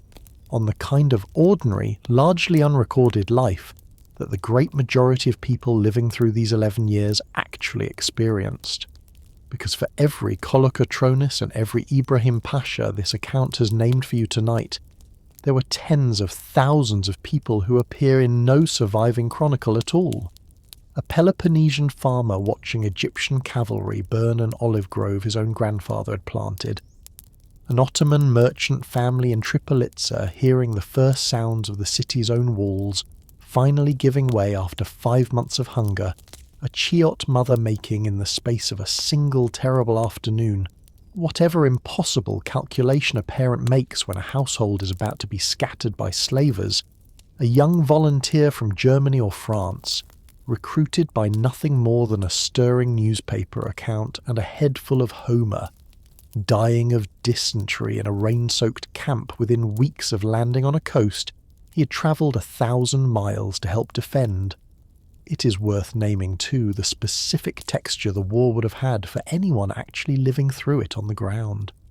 The sound of church bells rung in alarm across a mountain valley at the first sighting of an approaching column, the particular acrid smell of burning olive wood that hung for days over any village Ibrahim's forces had passed through, the long, anxious silences of a besieged town waiting for a relief force that, as often as not across this particular war, never actually arrived in time, a sensory reality. No treaty or battle map can fully restore to you now, but one this story has tried, honestly, to keep somewhere near the surface of tonight's telling, because a war remembered only through the movement of armies on a map is a war only half remembered at all. A single, recurring shape this whole long story keeps returning to 3 times over in 3 different corners of the same war. It is worth pausing before this story turns to its own final reckoning, on how often the specific shape of a besieged town, walls holding out against hunger and cannon fire until either relief arrives or the walls themselves finally give way, recurs across the whole of tonight's telling, because Tripolitsa in 1821, Missolonghi in 1826, and the Acropolis in 1827 are, in their own separate ways, the same story told 3 times: a defended position, a dwindling supply of food, a besieging force patient enough to simply wait the defenders out, and an ending that arrived, in every single case, in exactly the way both sides of this war had learned, by bitter and repeated experience, to expect a siege in this conflict to end, not in a negotiated surrender that spared the losing side, but in either massacre or a desperate, costly breakout that only a fraction of those who attempted it ever survived. It is worth naming, honestly, that this recurring shape tells you something important about the specific character of the whole war this story has walked you through tonight. A conflict fought overwhelmingly not through the kind of open, decisive field battles that dominate the popular imagination of 19th century warfare, but through siege after siege after siege, a war of patient starvation and patient attrition, considerably more often than a war of cavalry charges and massed infantry volleys, and it is worth naming too that the one time this same pattern broke decisively in a single afternoon, rather than grinding on for months, the naval battle. This story has already told you erupted almost by accident inside the crowded anchorage at Navarino. It did so specifically because that single engagement was never in fact a siege at all, but the one great set-piece battle the whole 11-year war actually produced, a fact that makes its own outsized importance to the war's eventual outcome all the more striking, because it means the single most decisive day of the entire Greek War of Independence was also very nearly the only day of the entire war that did not unfold in one form or another as yet another exhausted town waiting behind its own walls for help that might, or might not, ever actually arrive. Both hands, held open at once because no honest telling of this war can afford to close just one of them.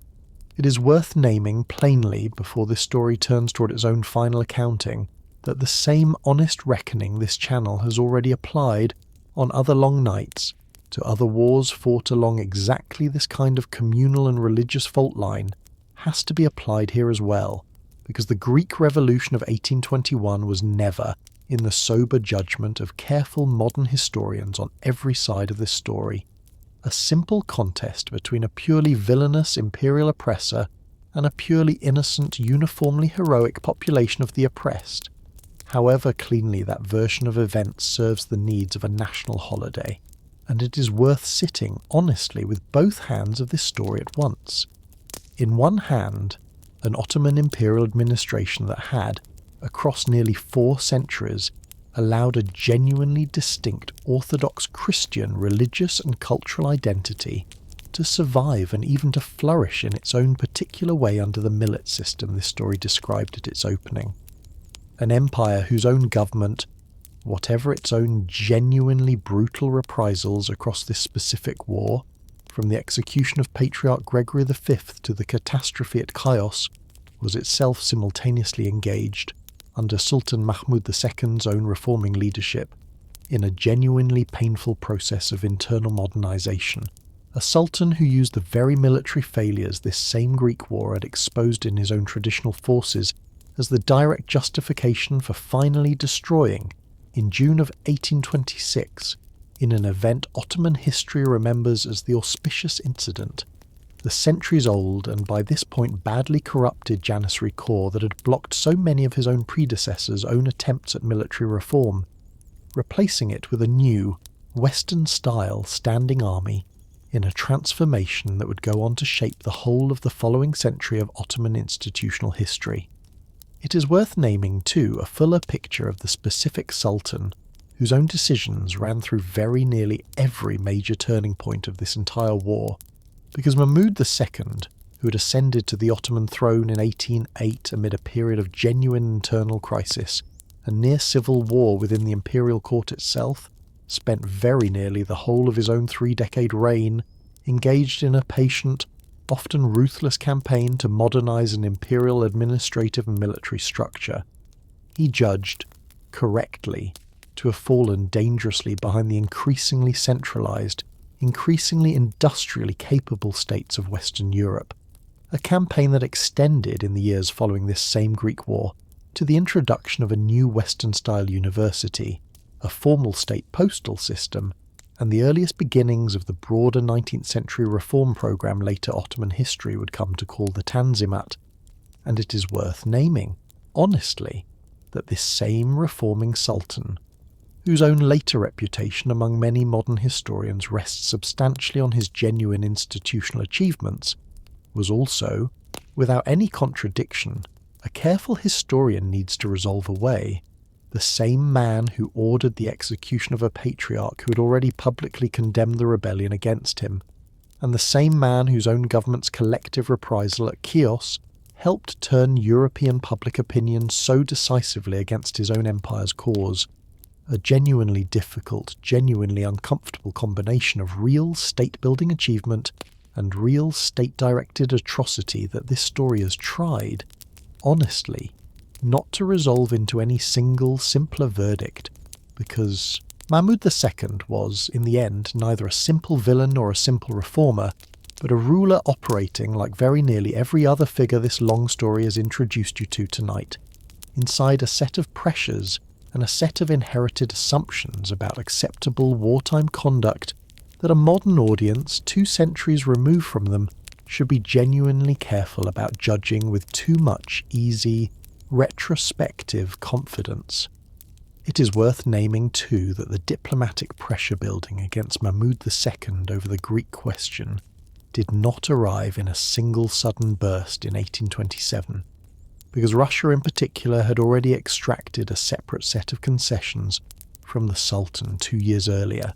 through the Convention of Akerman signed in October of 1826, an agreement that addressed a whole list of older, largely unrelated Russo-Ottoman disputes concerning the Danubian principalities and Serbia, but that also included a Russian demand for progress on the Greek question specifically, a demand the Sultan's government accepted on paper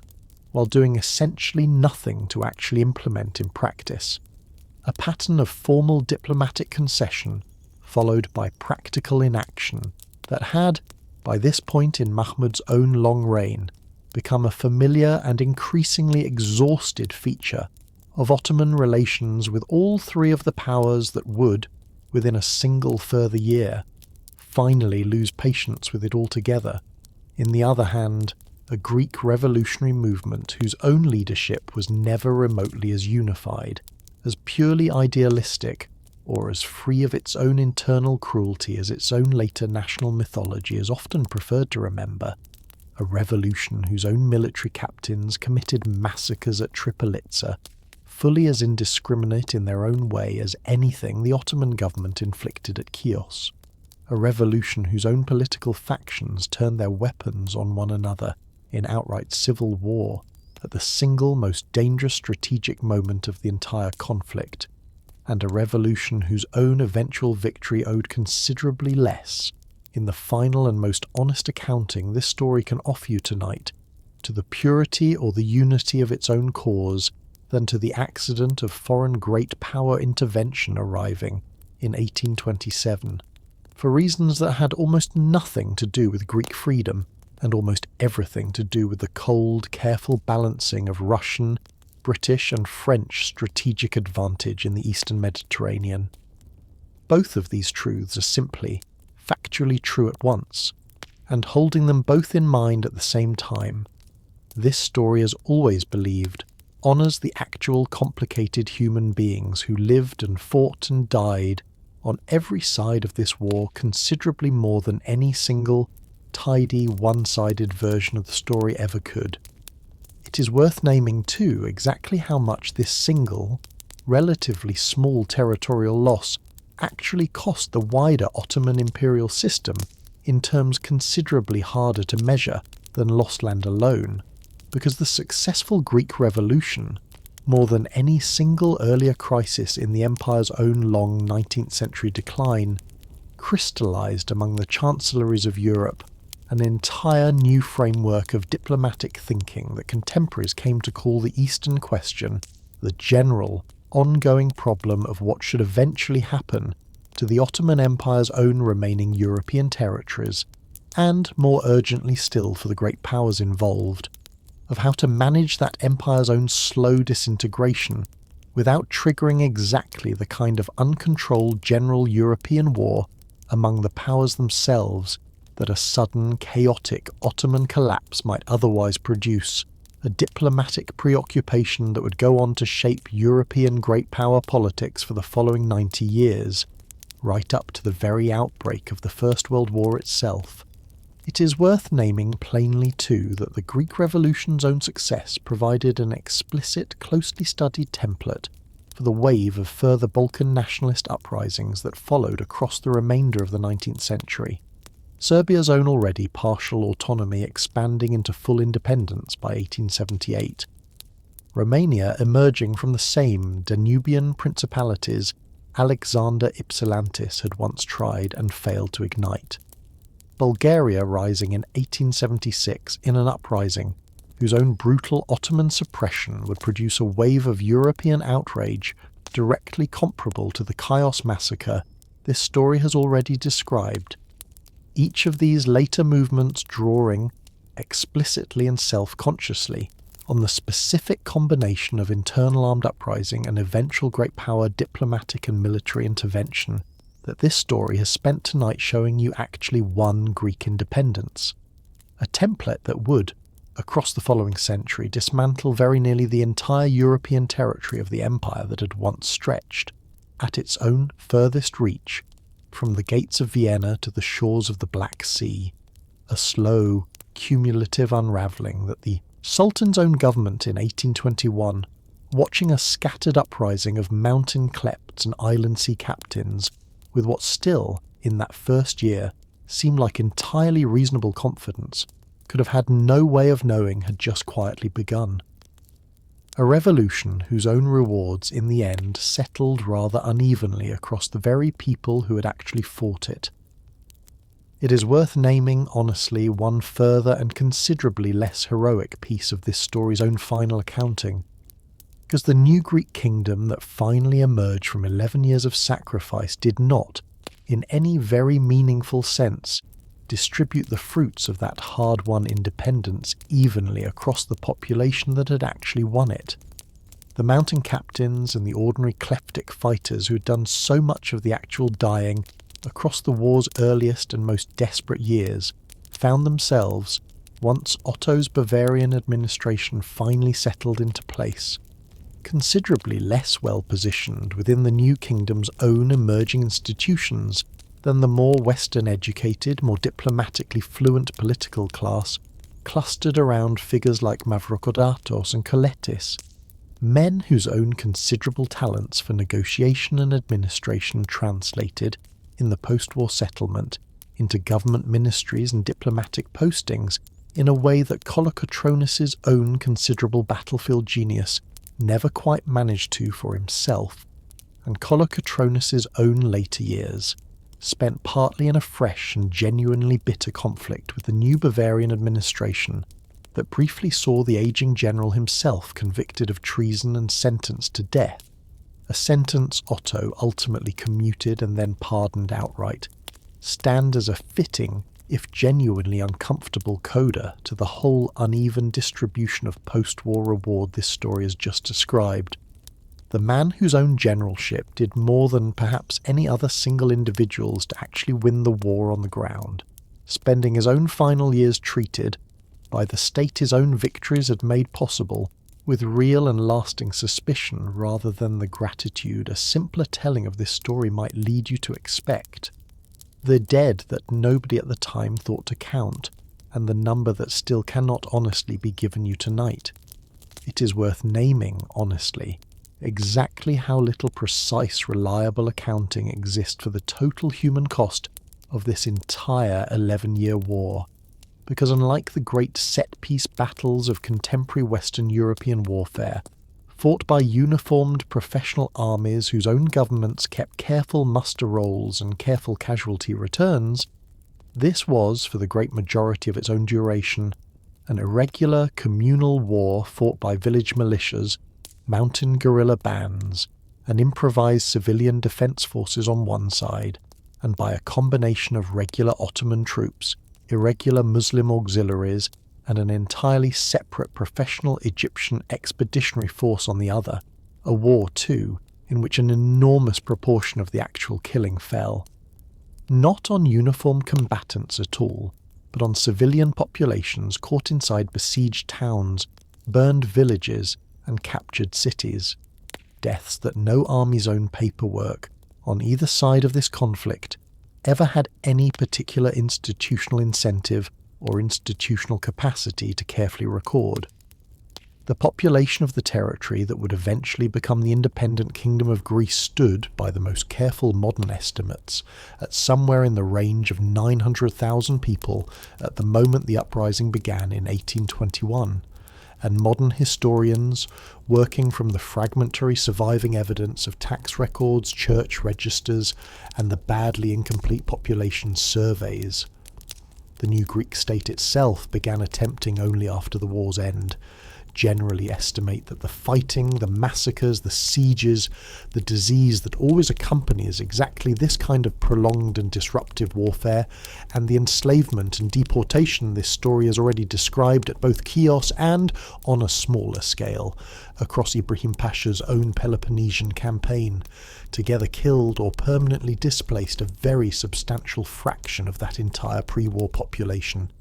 A toll that, across both the Greek and the Muslim and Jewish communities this war consumed on every side of its own fighting, most careful modern estimates place somewhere in the broad range of 100,000 to several 100,000 total deaths, a range wide enough and a historical record thin enough that this story is not going to offer you a false precision no honest historian actually possesses, and it is worth sitting for a moment with the plain fact that a great many of those deaths, entire villages burned in a single afternoon, entire families sold into slavery and scattered across an empire whose own furthest markets swallowed them without a trace, were never individually recorded by anyone at all, names and faces and whole small histories that simply do not survive anywhere in the archive this story has spent tonight drawing from, gone as completely and as silently as if they had never been written down in the first place, because in the plainest and most honest sense, they never were. How we actually know any of this, and whose particular version of events shaped the story you have been listening to tonight, it is worth naming, honestly, exactly where the evidence behind tonight's telling actually comes from, and exactly whose own particular biases and blind spots that evidence inevitably carries with it, because the earliest and most influential historical accounts of this entire war were written overwhelmingly by the same class of European Philhellenes this story has already introduced to you,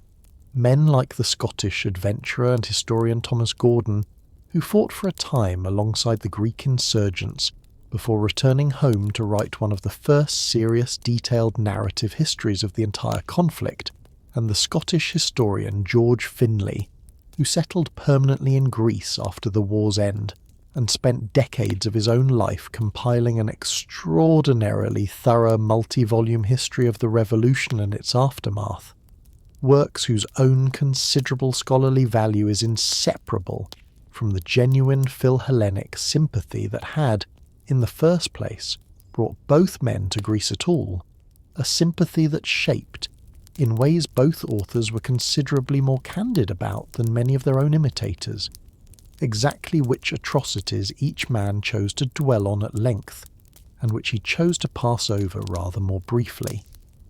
It is worth naming too that the corresponding body of Ottoman and Egyptian source material, the official correspondence, the military reports, and the administrative records that would allow modern historians to reconstruct this same war with something closer to genuine balance from the other side of the conflict,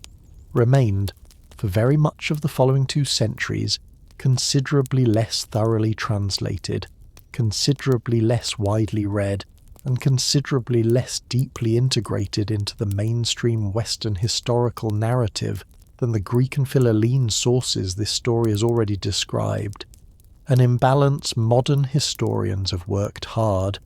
particularly across the past several decades, to correct, and one that this story has tried, honestly, to keep in mind throughout tonight's own telling, and it is worth naming, finally, the considerable body of oral folk tradition, the cleftic ballads and mountain songs passed down through generations of Greek village singers long before any of them were ever formally written down by folklorists in the decades after the war's end. Songs that preserve, in their own vivid and often historically unreliable way, exactly the kind of lived, ground-level memory of this war that the more formal written archive frequently misses entirely. The fear and the hunger and the small, ordinary human details of a decade spent at war that no official military report was ever likely to bother recording in the first place. It is worth naming, too, several further and more specific pieces of the surviving evidentiary record this story has drawn from tonight, because Kolokotronis himself, in his own extraordinary old age, dictated to a secretary the memoir already mentioned earlier in tonight's telling, published after his own death under the title An Account of the Events of the Greek Race, a source of genuinely irreplaceable value precisely because it offers, in Kolokotronis's own blunt and unpolished voice,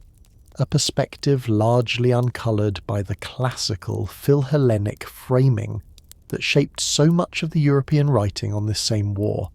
And on the Ottoman side, the 19th century Ottoman statesman and historian Ahmed Cevdet Pasha would go on, decades after the war's end, to compile one of the more thorough Ottoman perspective historical accounts of the whole conflict,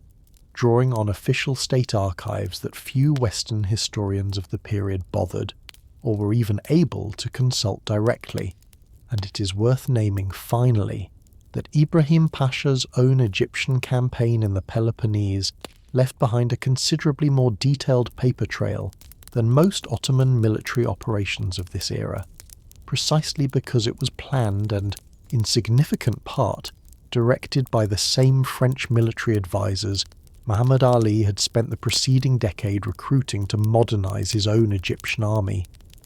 Advisors whose own surviving reports and correspondence give modern historians an unusually granular and unusually candid window into the actual conduct of the single most militarily effective campaign.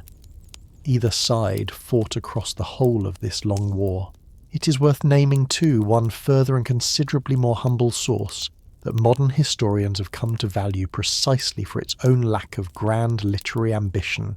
the diary and later memoir of Nikolaos Kasumoulis,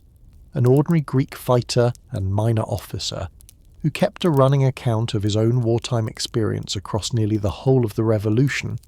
a document that offers, in place of Kolokotronis's own commanding general's perspective or the Philhellene's own classically inflected romanticism, the considerably more granular and considerably more mundane view of a working soldier concerned with pay, supply, camp gossip, and the day-to-day tedium and terror of a long irregular war, exactly the kind of ordinary ground-level testimony this story has tried, at several points tonight, to keep in view alongside the grander sweep of generals and treaties, and it is worth naming honestly that a great deal of this same ground-level Greek testimony survived only because Greek folklorists and historians of the later 19th century made a deliberate, systematic effort to collect it, interviewing aging veterans and transcribing surviving letters and diaries before an entire generation's own first-hand memory of the war passed permanently out of reach. A preservation effort this story's own telling tonight is, in its own small way, still drawing directly upon 2 centuries later. A war that ended in 1832 but left an unfinished argument that would not actually finish for another century. It is worth naming, before this long story finally lets you go for the night, exactly what the modest, foreign-governed kingdom that emerged from the London Protocol of 1830 actually left unresolved, because the borders drawn around this new Greek state excluded, as this story has already told you, a very substantial majority of the Greek-speaking Orthodox population still living under Ottoman rule at the moment independence was formally granted, on Crete, in Thessaly, across Epirus and Macedonia, on islands scattered throughout the eastern Aegean, and, most poignantly of all, for a nation whose own modern identity had been built so deliberately around the classical and Byzantine inheritance, this story described at its opening in Constantinople itself, the ancient Byzantine capital whose loss in 1453 this whole story's opening centuries had been built around, a city that remained, and remains still today, outside the borders of the modern Greek state altogether. This unfinished territorial argument would go on to define very nearly the whole of Greek foreign policy for the following century, crystallizing, within only a few decades of independence, into an explicit and openly stated national project. Greek politicians came to call the megali idea, the great idea, an ambition to eventually reunite every Greek-speaking Orthodox Christian community still living beyond the small kingdom's own 1832 borders into a single, restored Greek state. It is worth naming, too, a final and genuinely fitting piece of connective tissue between 2 separate threads this story has already given you tonight, because it was Ioannis Koletis himself, the same civilian political leader this story has already told you, emerged as Kolokotronis' great rival during the civil wars of 1824, who gave the megali idea its own name and its own first fully articulated public statement, in a speech delivered to the Greek Parliament in January of 1844 while serving as Prime Minister, arguing that the small war-shattered kingdom of 1832 represented only the first and most modest instalment of a considerably larger Greek nation still waiting to be gathered back together, a speech that transformed what had, up to that point, been a diffuse and largely unspoken popular sentiment into the explicit, standing foreign policy doctrine that would go on to drive Greece into further wars against the Ottoman Empire and its own eventual successor states across the following 90 years, through the Balkan Wars of the early 20th century that finally brought Crete, Macedonia, and much of Epirus into the Greek state, and finally into the catastrophic Greco-Turkish War of the early 1920s, a conflict that ended not in the triumphant recovery of Constantinople, the megali idea had always imagined, but in a devastating Greek military defeat in Asia Minor, and a subsequent forced population exchange that finally and permanently ended, after nearly 3,000 years of continuous settlement, the ancient Greek presence on the Anatolian coast altogether, a coda this particular story is not going to walk you through in any further detail tonight, but one worth naming plainly here at the end, because it is a genuinely sobering reminder that the modest, half-finished kingdom this long bloody war of 1821 actually produced was never, in the end, quite the complete or the final ending either its own revolutionary architects or its own foreign sponsors ever fully imagined it would be.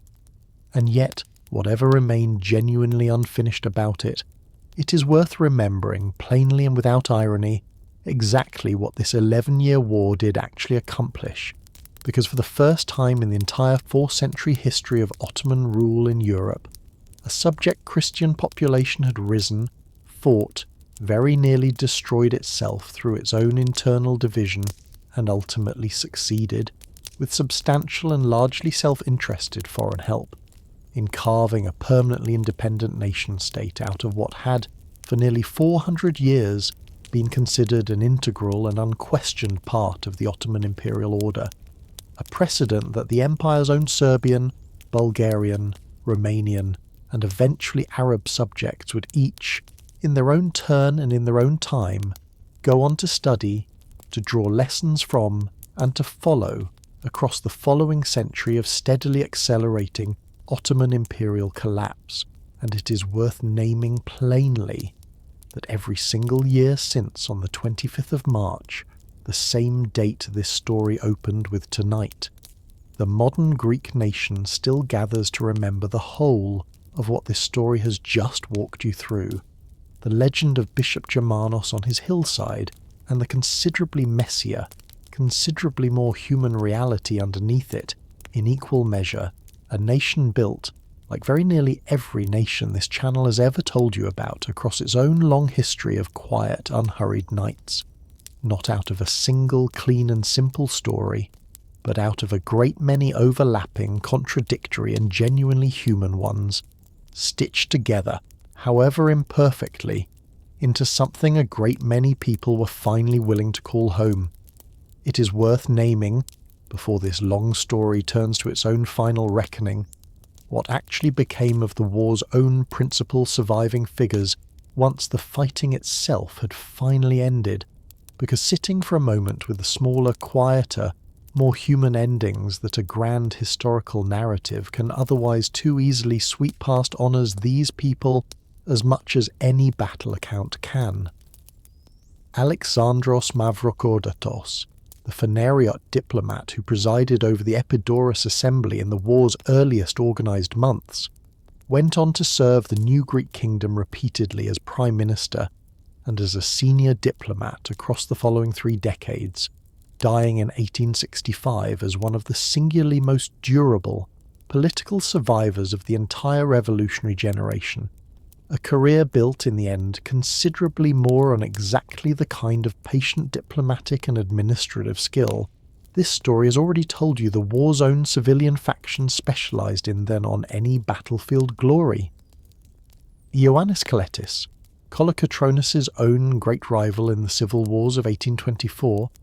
likewise went on to a long post-war political career, eventually serving as Prime Minister himself in the 1840s,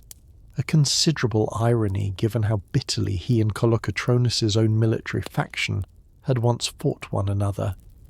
Andreas Miaoulis, the revolution's own most capable naval commander, found his own final act in Greek military history considerably less triumphant than his wartime service against the Ottoman fleet, leading, in 1831, a naval mutiny against Kapodistrias' own increasingly centralising government, an act of open rebellion against the very state his own wartime service had helped establish, that ended with Miaoulis himself burning several of the national fleet's own remaining warships at Poros, rather than surrender them to government forces, a genuinely sour final chapter for a man whose own earlier service this story has celebrated at real length tonight. Petrobe Mavromichalis, whose own brother and son assassinated Kapodistrias on the steps of a Nafplio church, was himself imprisoned by the governor's own grieving successor government, despite no direct evidence of his own personal involvement in the killing, released only after Otto's own arrival, and went on to serve in his own final years as a senator in the kingdom his own family's uprising back in 1821 had done so much to help create. Richard Church, the British officer this story has already told you took command of the revolution's land forces in 1827, remained in Greece for the rest of his own life after the war's end, becoming a naturalised Greek citizen and continuing to serve the kingdom in various military capacities right up until his own death in Athens in 1873. One foreign volunteer at least, who never went home again at all. It is worth naming too what became of Ibrahim Pasha himself once the war that had made his own military reputation finally ended, because he returned to Egypt following the destruction of his own fleet at Navarino and the diplomatic settlement that followed, continuing to serve his own father Muhammad Ali as a military commander in further campaigns across Arabia and Syria over the following 2 decades, and briefly succeeding his own ageing and increasingly infirm father as ruler of Egypt itself in 1848, only to die of illness the same year after barely months in power, A comparatively quiet end for a commander whose own campaign in the Peloponnese, this story has already told you, came closer than any other single Ottoman effort to crushing the Greek Revolution outright. It is worth naming, too, that the town of Missolonghi itself,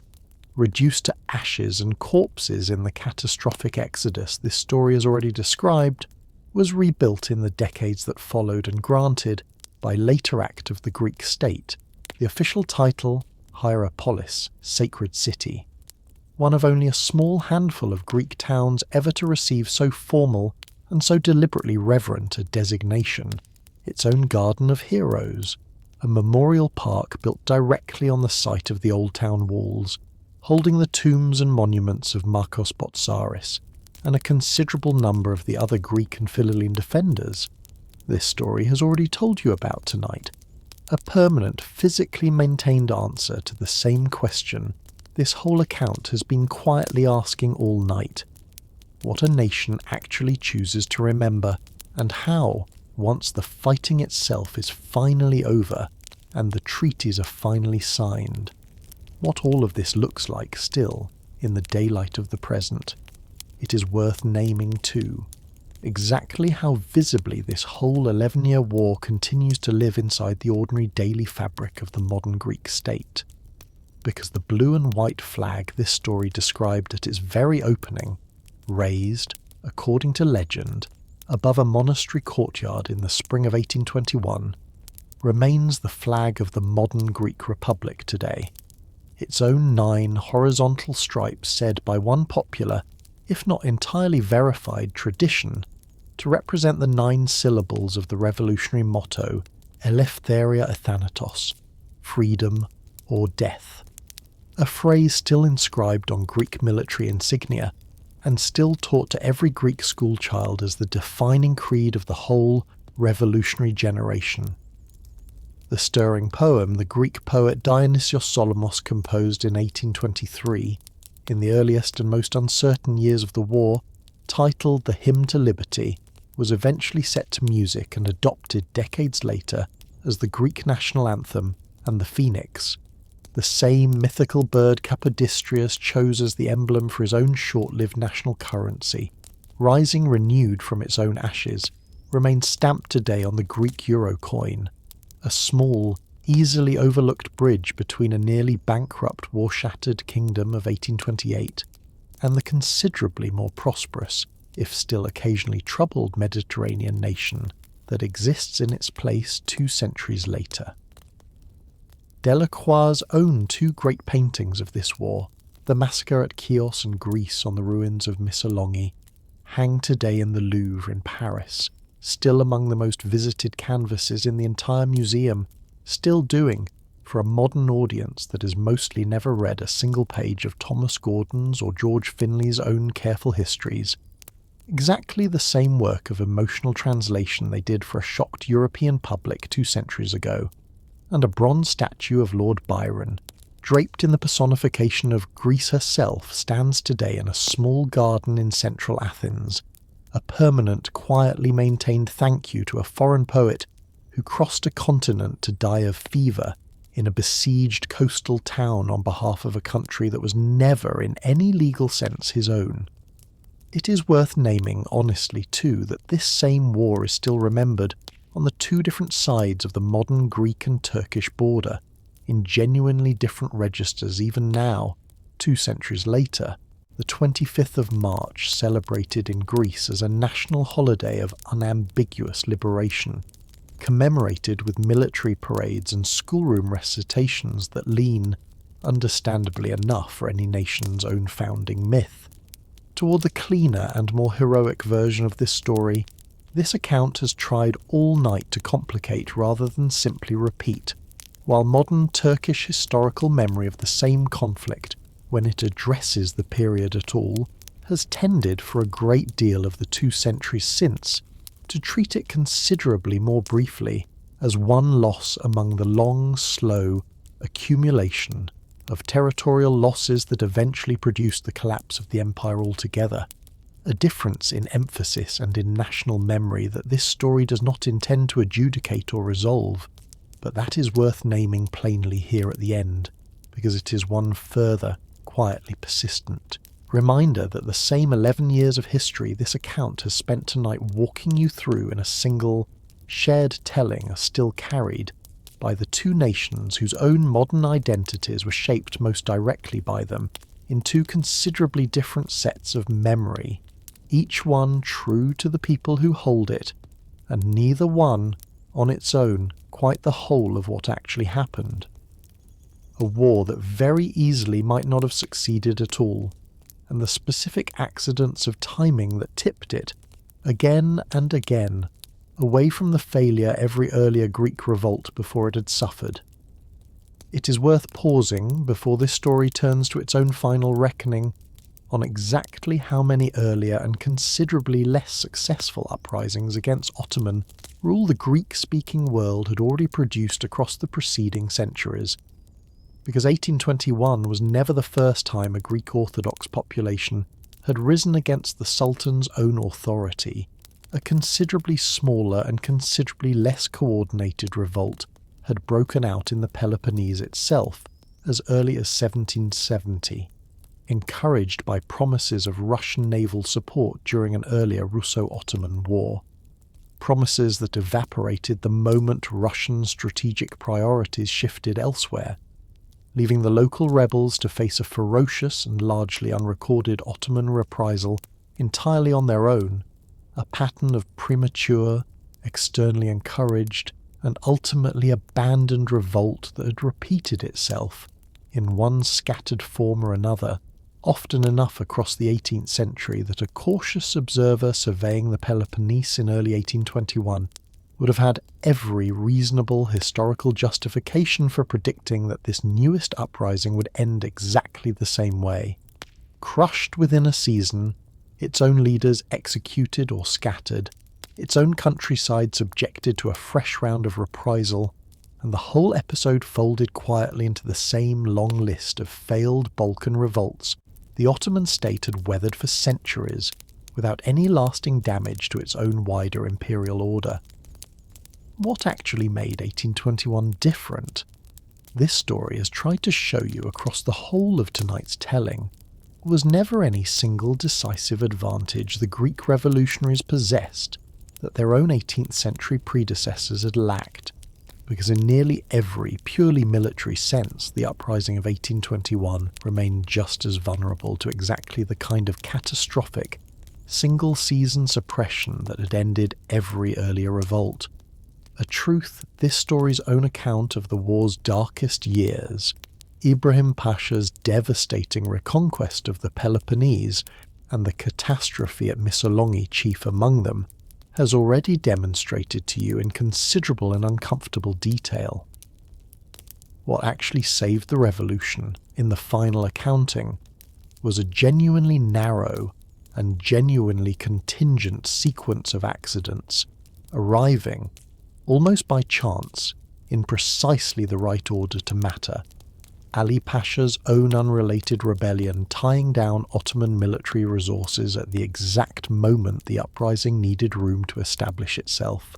A diaspora merchant network patient and well organised enough, after 7 years of careful preparation, to give the revolt a coordinating structure no earlier 18th century uprising had possessed. A wave of European romantic Philhellenism, itself substantially a product of changing 18th and 19th century educational fashion, rather than of anything the Greek revolutionaries themselves had engineered, arriving at precisely the moment European public sympathy was most needed to offset the movement's own repeated military setbacks, and finally a genuinely accidental naval battle in a crowded bay that not one of the 3 governments whose own fleets fought it had actually planned to fight, arriving in the one specific year, 1827, when Ibrahim's own reconquest of the Peloponnese had brought the revolutionary cause closer to complete extinction than it had come at any other point across the entire war. Shift any one of these accidents by even a few years in either direction, and this whole long story, this account believes, could very plausibly have ended instead as one more entry on that same long list of failed Balkan revolts, a sobering thought worth sitting with here at the edge of this story's own ending, because it is a reminder that the tidy, inevitable-sounding arc of national liberation this story has walked you through tonight was, at very nearly every turn, considerably less inevitable than the postage stamps and the national holidays that came afterward would ever quite let you believe. Let us walk back for just a moment through the whole long shape of the story this night has told you, because it is worth holding the entire arc in mind at once before we let it go. A conquered Christian population absorbed into an Ottoman imperial order nearly 4 centuries deep, its own faith and its own communal identity preserved, however unevenly, inside the church-administered structure of the millet system, while a diaspora merchant class carried the language of European nationalism home from Paris and Vienna and Odessa, and a secret society of 3 obscure merchants built, cell by careful cell, the organisational skeleton a revolution would eventually hang itself on. A one-armed general's premature and badly misjudged gamble in the north, collapsing within months at Dragashani, saved from dragging the whole cause down with it,